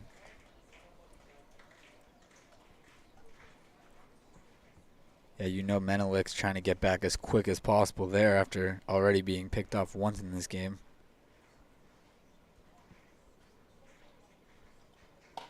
One misses inside. Ball 1 to Jose Mariano, who singled in his last at bat. 3 singles for the first baseman today. Is Whittle with the back pick. Got him. Oof. I thought he was out, and so did Sammy. And so did I. All 3 of us thought, and Whittle was ready for that the whole time. The way Whittle's been set up is he's ready to throw either the first or second. So runner starts to go, pick off again, but he'll get back in, as it just seems Menelik just does not have his timing down over there, and his first base coach doesn't even seem to want to help him out, as he's a good distance away from Menelik at first. Yeah, you'd expect him to be in his ear maybe after he's already gotten picked today. He should have just gotten picked there twice in a row, actually. Vega delivers. That one misses up top. 2-1 count now to Mariano.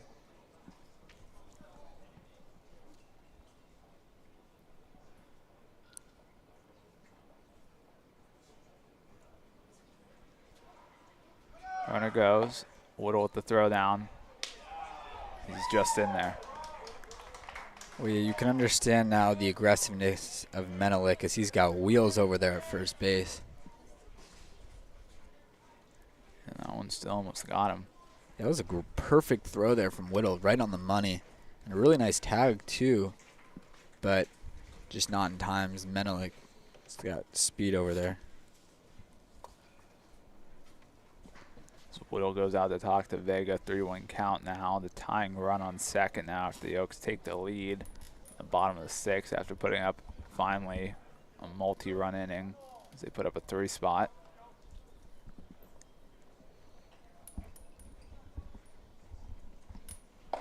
That swung on a miss as Mariano was way targeted on that fastball from Vega. Count now full.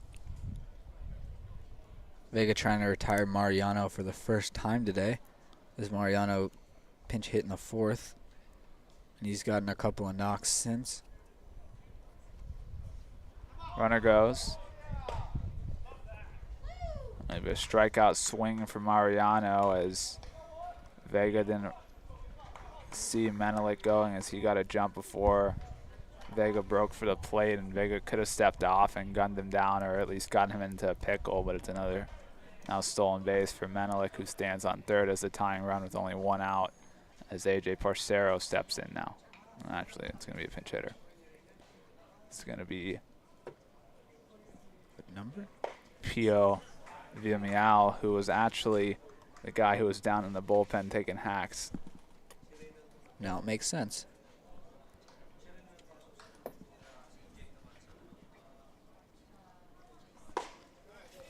That one just misses outside. 1-1 count now. Yeah, we've seen that pitch called a strike sometimes. Sometimes it's called a ball.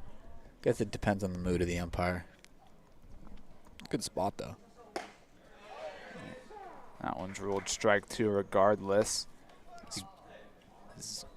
Villarreal check swung, and the home plate umpire didn't ask for a swing because he rules it strike 2 anyway, so 1-2 count now. The exact same spot as the pitch before. Swung on a miss.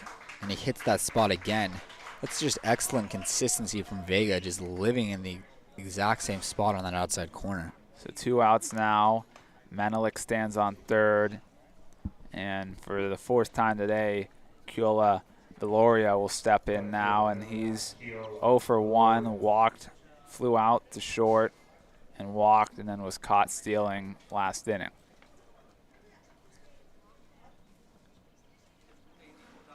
Vega misses up.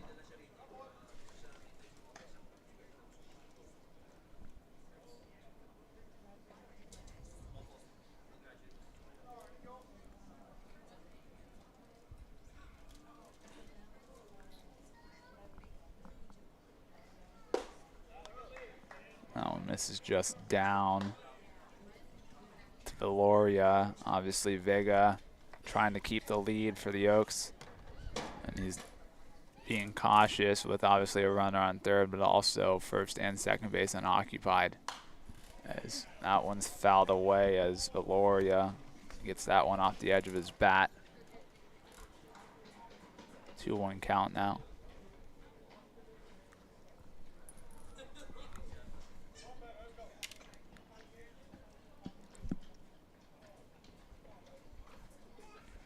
Vega gets a swing and a miss on the high fastball. It's a good spot there in the heater from Vega. Even if he didn't get the swing and miss, like you said, Austin, they're just being careful to the batter at the plate with first and second base open. But Vega was still able to get the chase there too. 2-2 now. Vega will deliver. That one just misses away on the off-speed pitch. A good job by Whittle to keep that one in front, because it's a tie ball game otherwise.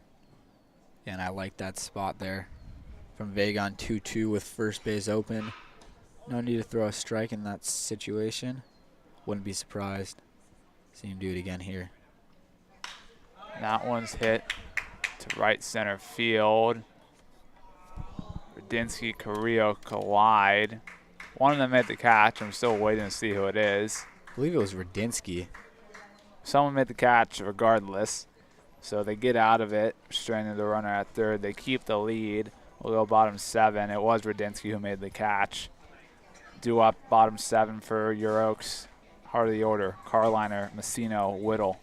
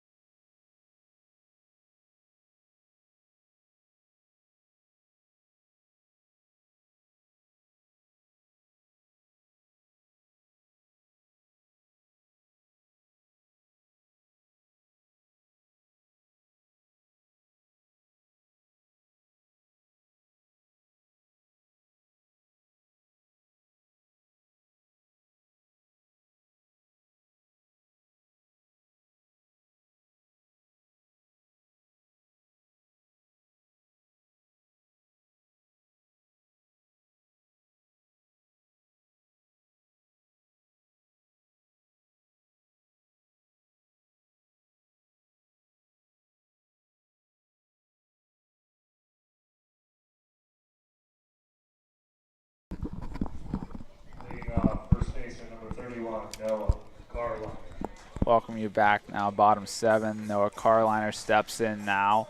And Jackson Briscoe out of Pierce College is now on the mound for the Philippines national team. Karliner today 1 for 2 with an RBI knock, hit by pitch in his last at-bat in the 5th.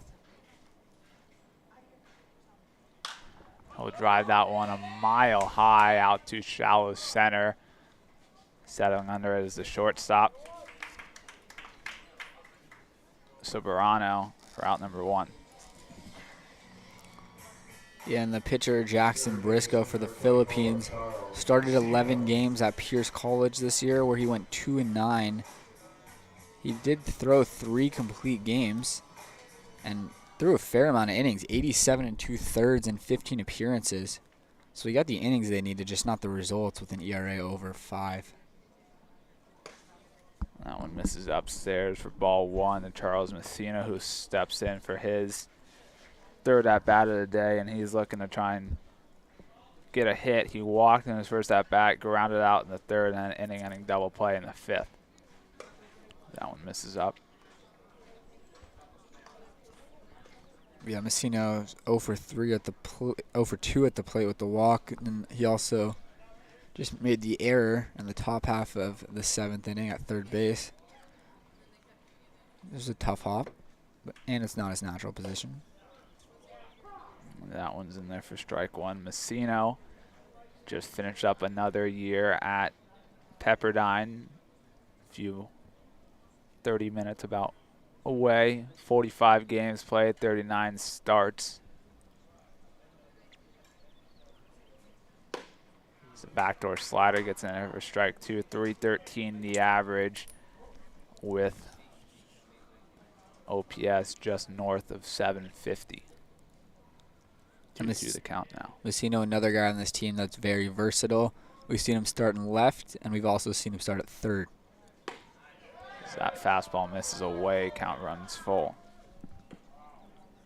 This is the 2nd time this season we've seen Masino starting at third base, and then we also seen him in the outfield for a majority of his playing time.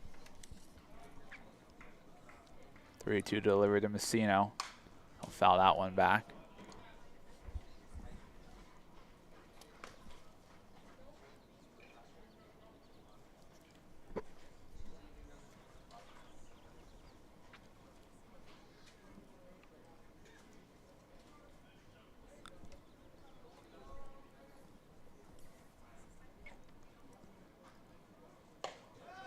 Masino works a walk.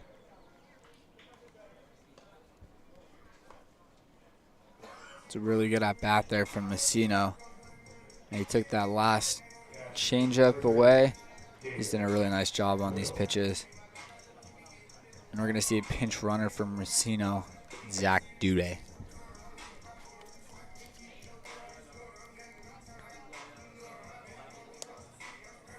I have to imagine Duday will stay in the game at third as well.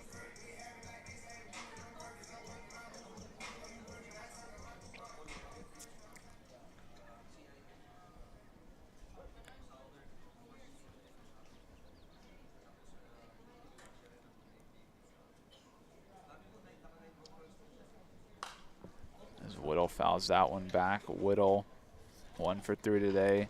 A double sandwiched by 2 strikeouts.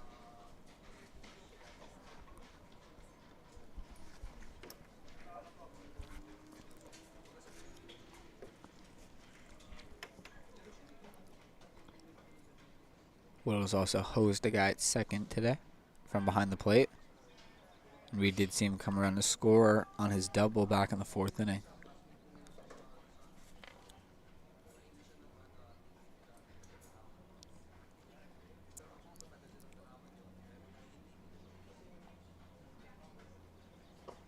Whittle will chase that one downstairs for strike 2.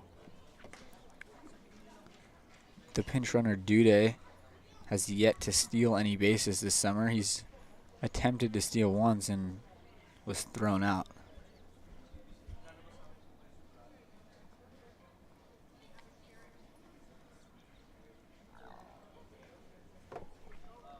Oh, 2 now to Whittle. He's rung up on his fastball on the outside part of the plate.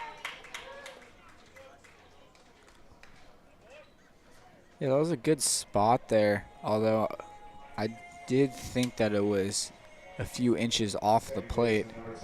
Briscoe gets the benefit of the call from the home plate umpire, though.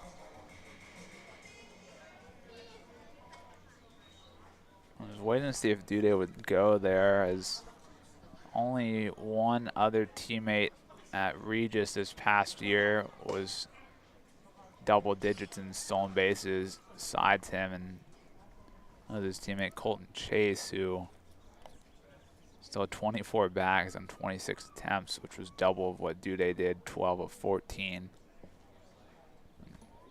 And Chase also played in 3 less games than Dude. 1-0 count now to Csulak. That one misses away. Dude will go for second. He'll get in there easily. It's a great read there from Dude. The second he saw that ball hit the dirt, he was off and getting into second without even a throw.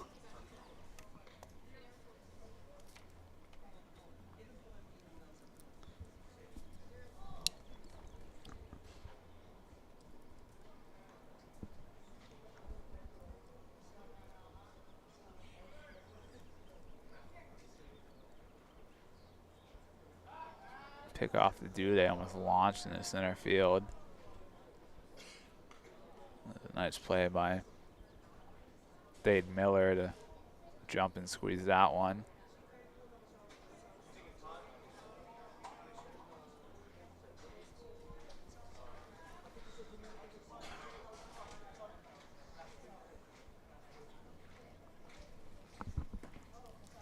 Csulak drives that one foul to the right side. 2-1 count now to him.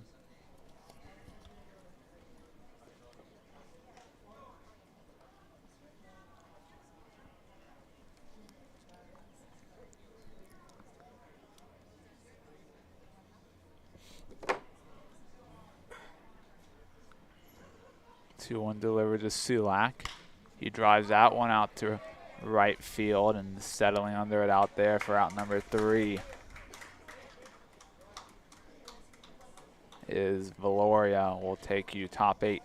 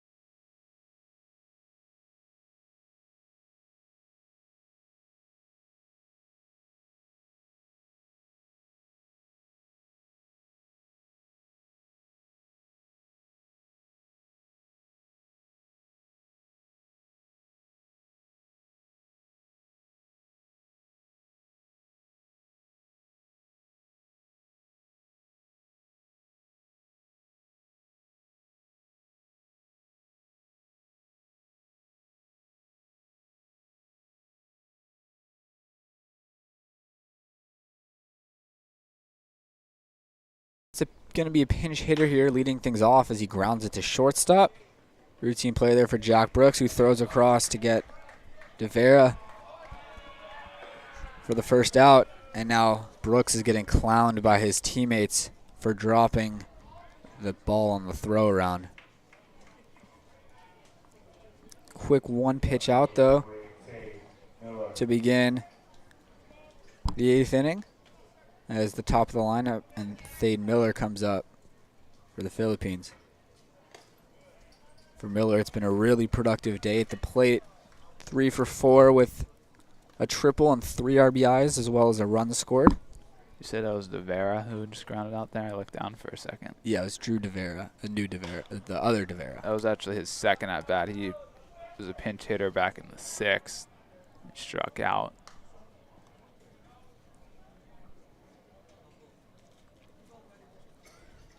So there's 2 DeVeras. Could be For the brothers. Philippines. Wonder if they're related. Yeah. So that one misses. 2-1 now to Miller. I was able to find Drew DeVera. Looks like he's playing. So Miller foul tips it into the glove.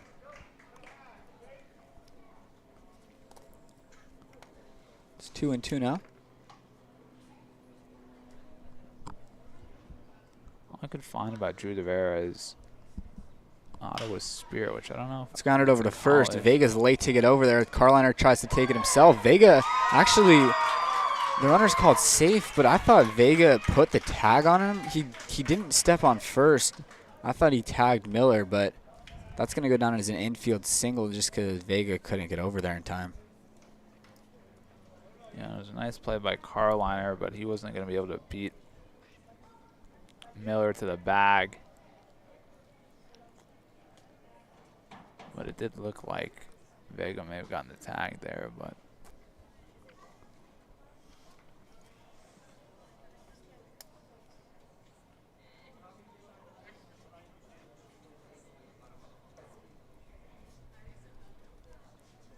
Yeah, that's just unfortunate for Vega that that's going to be a hit. But then again, it's also somewhat his responsibility as he didn't get over to first base in time. That one shot past diving Karliner at first. Miller's going to head to third. Staying at first base is Soberano. And that's a couple of quick knocks. The Philippines have first and third with 1 away. yeah, now that'll closely get a look at Tyler Glowacki, who's now in the game in right field. Zach Duday also stays in the game defensively at third after he pinch ran for Masino.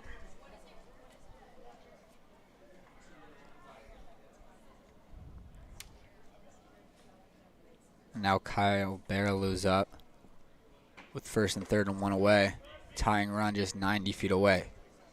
It's a good stop back there from Whittle.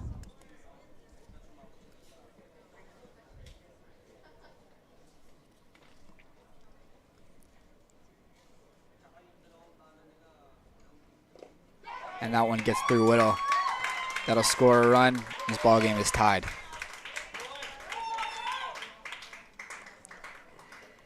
So unfortunately, the mental error by Vega comes back to bite him as Miller gets in for his second run of the game. Yeah, and that's when Whittle's going to be frustrated about as he just misses that one, not able to get his chest down or close his legs enough as it just gets through the wickets and allows that run to score. Yeah, that 5-hole miss by a catcher is always the most frustrating as that's grounded softly to Csulak just in time to get Barrelou as the Philippines aren't happy about that. But it's the second out of the inning.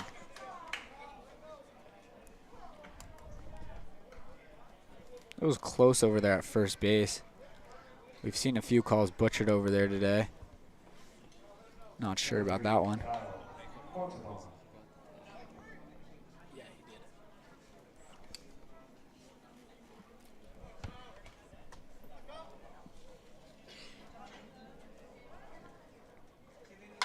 That one's driven out to left field.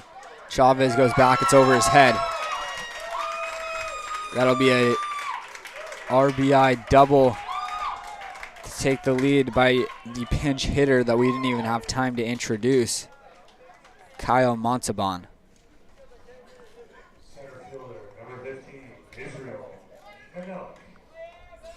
Yeah, and that ball was tattooed and unable to make a read on it out there was Chavez as he just stuck his glove up, but it was well over his head, and now the Oaks trail again.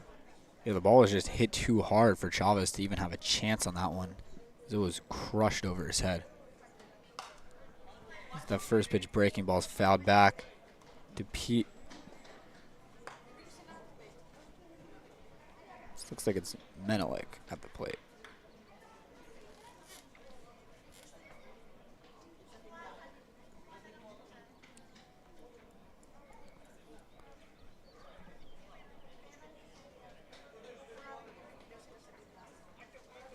Menelik fouls back another.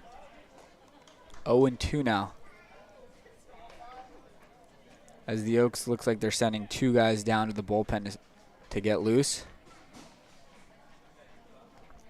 Evan Harmon's one of them. Looks like Andrew Lucas as well.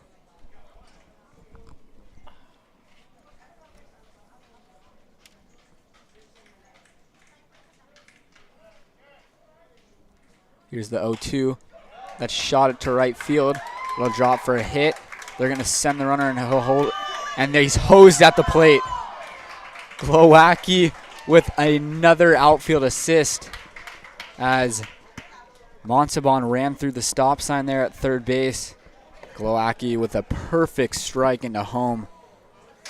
The Oaks still trail though now, 8-7 as we head to the bottom of the 8th inning.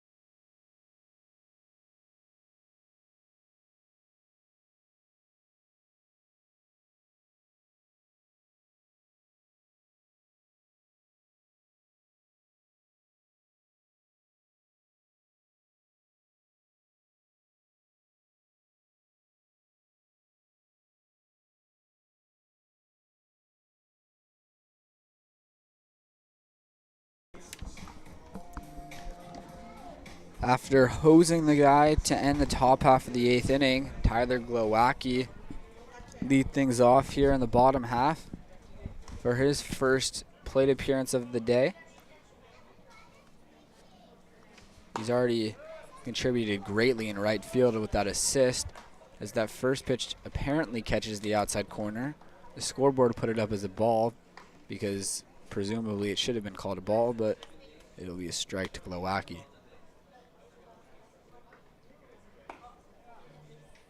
Because that one's a little bit more outside.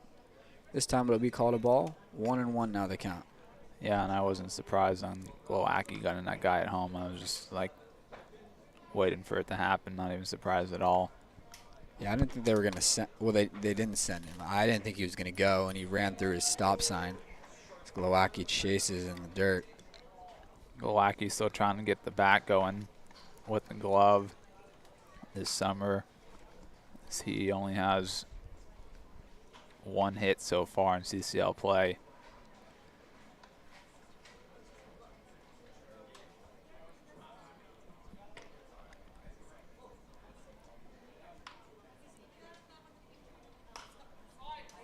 That's a good win from Glowacki there to foul off that pitch and stay alive.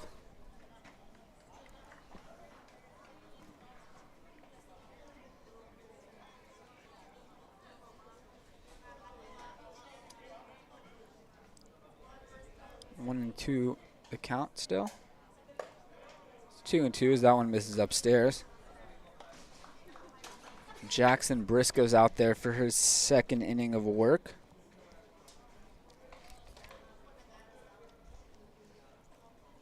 He retired the side pretty easily, just 1 walk. In the 7th, only 15 pitches thrown. And the count is now full on Glowacki.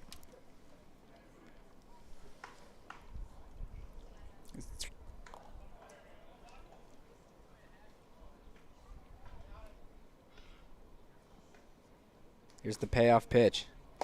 Swung on and missed. Lowacki goes down swinging. And that'll bring up Jack Brooks. He was hit by a pitch in his last plate appearance. 0 for 2 other than that.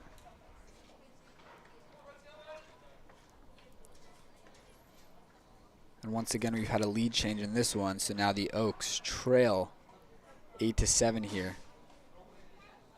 needing base runners. So we got a ball in the field, not a baseball, just a big ball. Where did it even come from?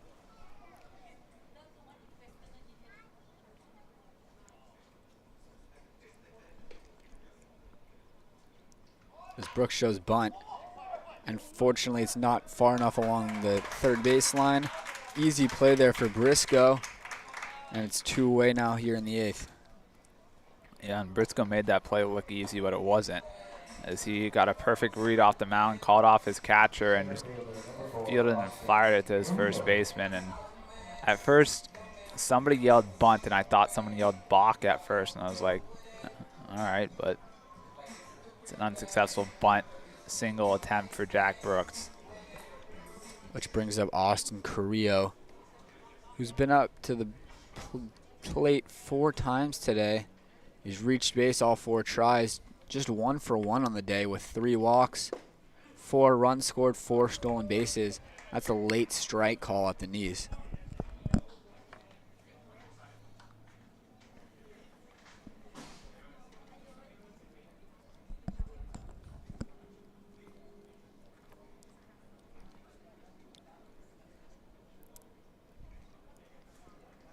Carrillo hits that one softly to second base, and it'll be caught over there, and that'll end the 8th inning. The Oaks head to the 9th, trailing 8-7 here.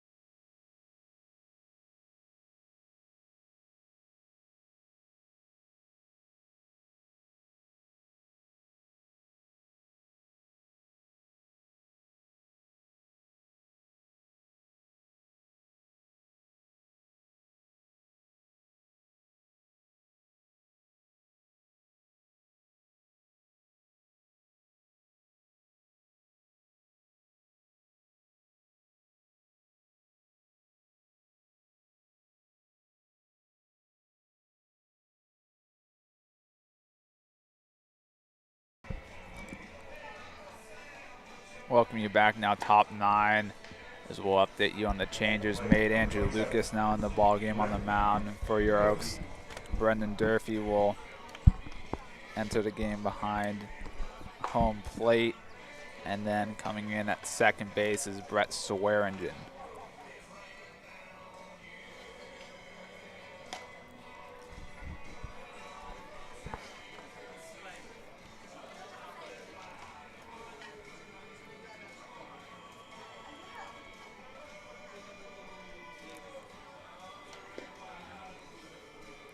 Andrew Lucas will be heading into his senior year at Arizona State. He's pitched in 3 games for the Oaks this summer, and he didn't get touched up until his most recent outing against the Saints on Sunday, in which he gave up a couple runs over just 1 inning of action. But before that, it was a couple of clean innings, a couple of scoreless innings, and he'll look to bounce back here against this national team in a big spot with the Oaks trailing by 1 here in the 9th. Jose Mariano steps in now as he's 2 for 3 since coming into this game back in the 4th inning. 2 singles and a strikeout. So he'll be the first guy to face the hard-throwing Lucas.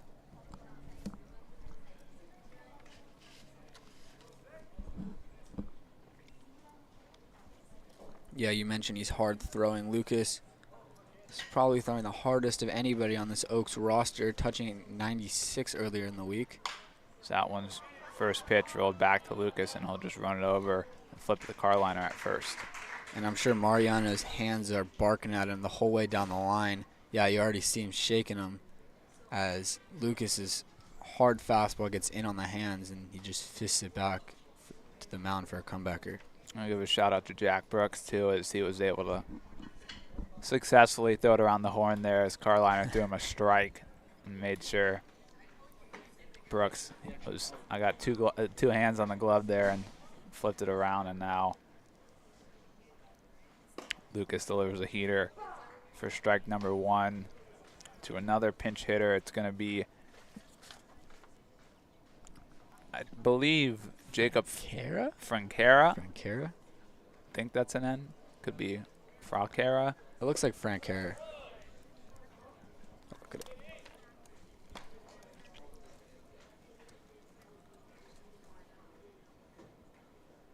Yeah, Jakob Francera. He'll graduate high school, or he just graduated high school this past month. Lucas's fastball misses outside, 2-1 count now to Francera. Francera's from Las Vegas, Nevada.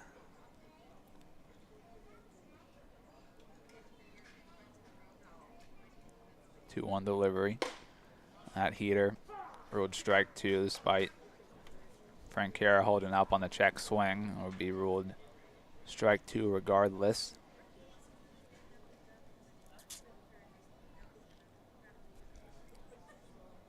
Francera hit .350 his senior year of high school as a catcher. That one bounced in the dirt, but scooped by the recently entered Brendan Durfee.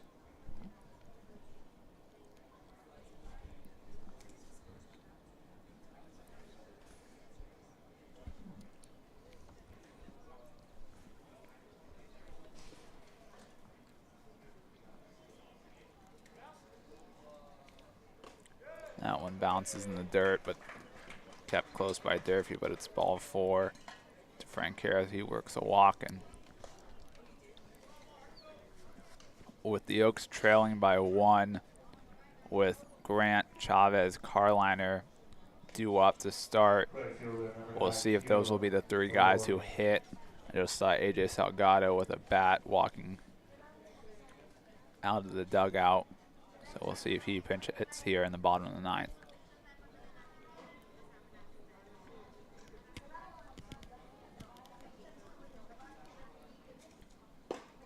Lucas's fastball in there for strike 1. And the versatility for the Oaks allows them to pinch hit almost whoever they like in the 9th inning because they have guys that can play both the infield and the outfield.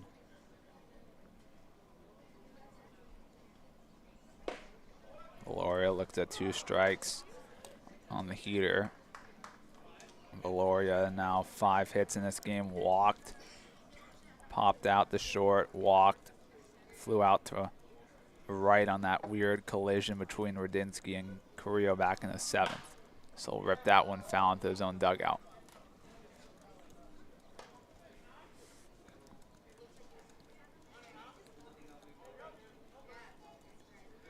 And Dade Miller's day will be done as Brian Sanders, oh, my apologies, Brian Sanders is going to pinch hit for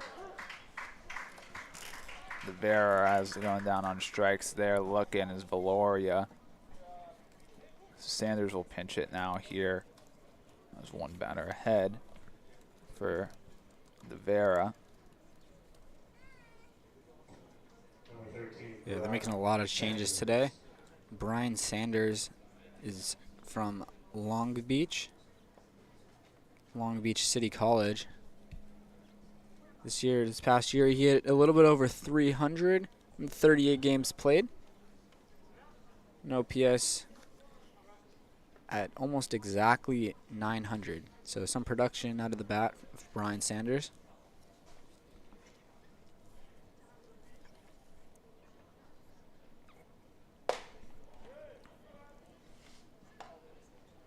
That heater just misses for ball 1, and I just looked, and there is only one guy on the roster that was given to us that has yet to enter the game for the Philippine National Team.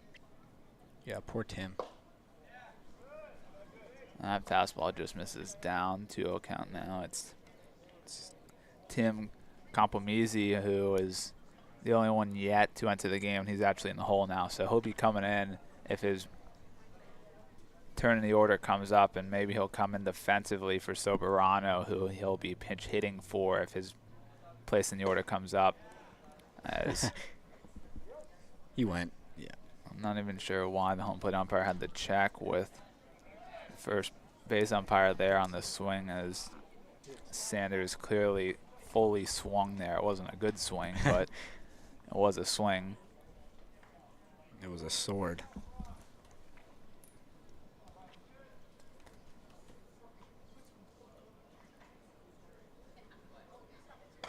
Fastball from Lucas misses up.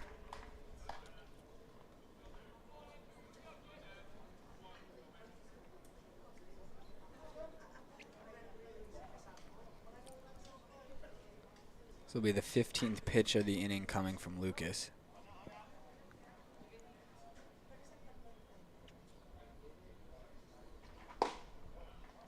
That one rolled strike 2, and Sanders starting to go towards first base will now have his zone expanded.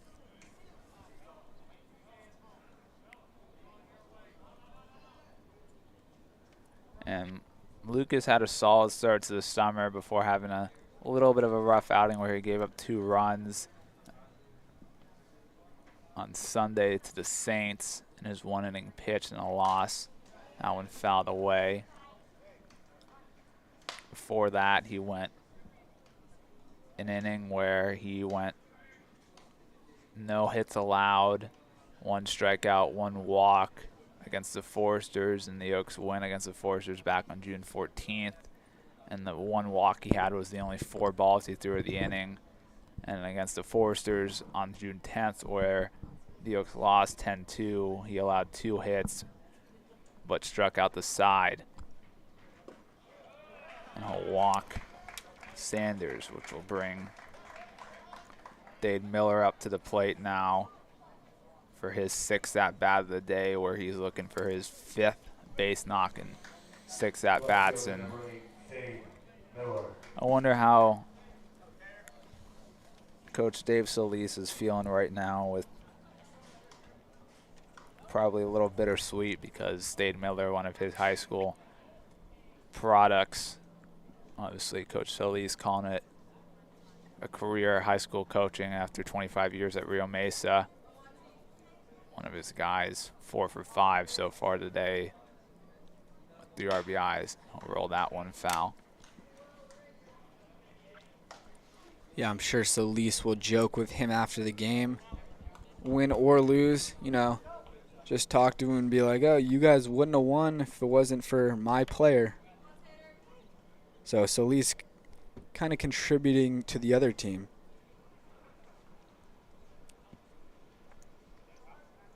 Runners on first and second. Lucas delivers. He goes off speed. That rolled over to Dude at third, and it eats him up. So that won't be another hit for Dade Miller, as there will be an error on Dude, as Dude's defensive woes carry over from last night. Yeah, for Dude, it was a routine play there. It looked like he just picked up his head too early because he was trying to beat Francera to the third base bag and step on it, but for Dude, he lifted his head and glove up too early, which is what allowed it to go right through his legs. So now base is loaded for the guy who finally gets in to make it everybody playing, as Tim Campomisi will step in now. That's so rare in a baseball game to see a full roster be used. It's crazy to see everybody in this ball game. So look at strike 2.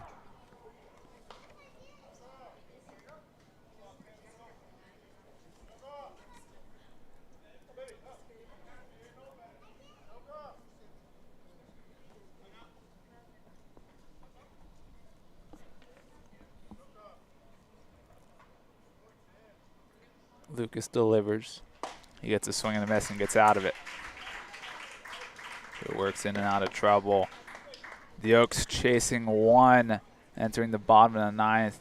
Grant will lead things off with Chavez and Karliner due after him, but we'll see if there's some changes after Grant. While we're away, make sure to subscribe to the channel, hit the notification bell, and like the video, and it'll try to be Jackson Briscoe who closes out this game and gets himself a win.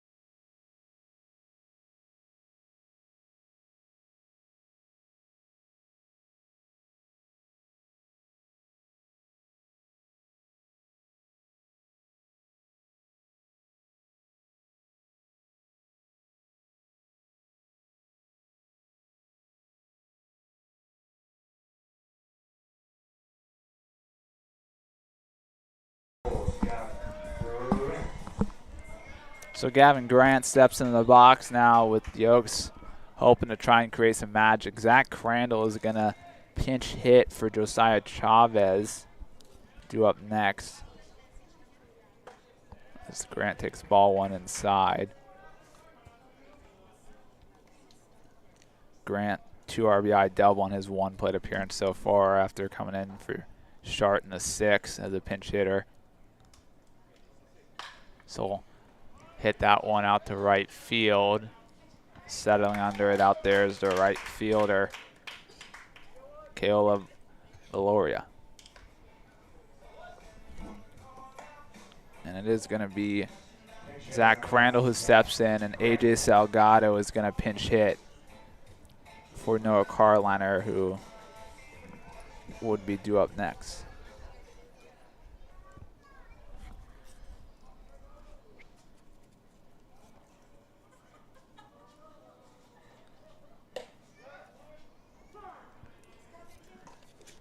That one called strike 1 to Crandall.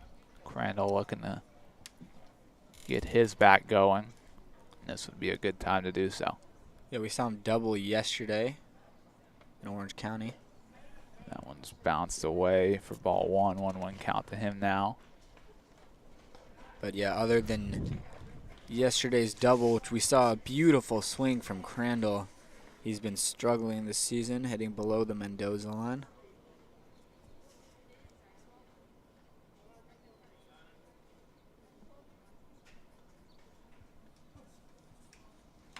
Crandall fouls that one away. And we talk about all the guys that the Philippine National Team has used today. Only bats that would have not made an appearance so far today is Heineck, Lada, and Ganus once Salgado pinch hits. That one gets away. Crandall.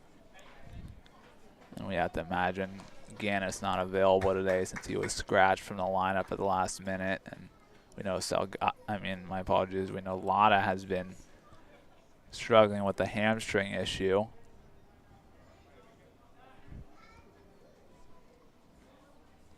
Two count now to Crandall. I'll leave that one upstairs. Good leave there from him to run the count full. Yeah, it is a good leave. A lot of people are calling for that strike call, but definitely missed up, if not away as well. Crandall's looking to win this 3-2 pitch.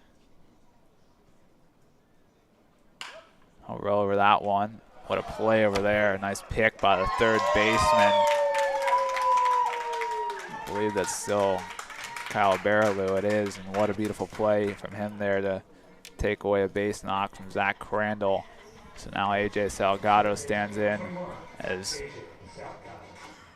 the last sort of chance for the Oaks. We'll see a mound visit here, as I'm sure they're aware of what Salgado can do, but Salgado was removed from last night's game after taking a breaking ball off the inside part of his left foot. Just precaution. And they'll keep Briscoe out on the mound, so Salgado the last hope for the Oaks. Duday stands on deck. There isn't a better guy that you want up there if you're the Oaks right now, and AJ Salgado, who's hitting over 500. And he can drive the ball out of the yard in one swing, which I'm sure is what that mound visit was about, going over the pinch hitter, knowing how dangerous he is, not wanting to leave anything over the heart of the plate. That one, changeup is in there for strike one, and Salgado, more surprisingly, despite the frame and the size, a contact hitter, only 2 home runs this past spring with his impressive .362 average. Cal State LA. So shoot that one back up the middle. It's a base knock and a base runner with 2 outs here for the Oaks. Zach Duday coming to the plate for his first at-bat of the night since coming in as a pinch runner for Masino back in the 7th.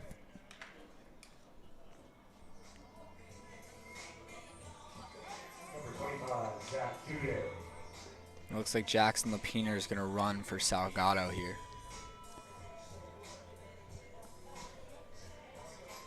Yeah, and that's probably still a precaution with the hit by pitch, because Salgado also a guy who knows how to run. 15 for 15 on his stolen base attempts this past spring. Also 2 for 2 this summer.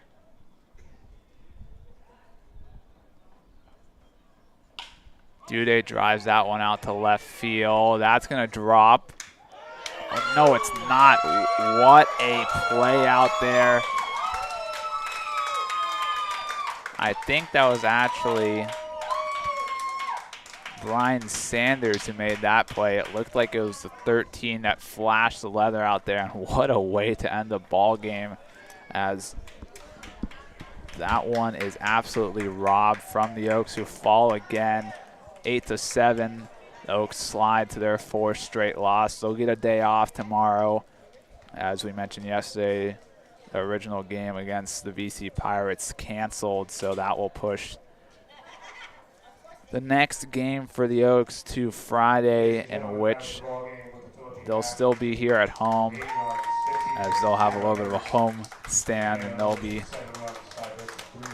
hosting the San Luis Obispo Blues for the first time this summer, and then they'll host the Barons for the first time this summer on Saturday, and then they'll travel to the Barons on Sunday. For Conejo Oaks, I've been Austin Gregory alongside Josh Mechanic and Sammy Holiday. We'll see you guys Friday.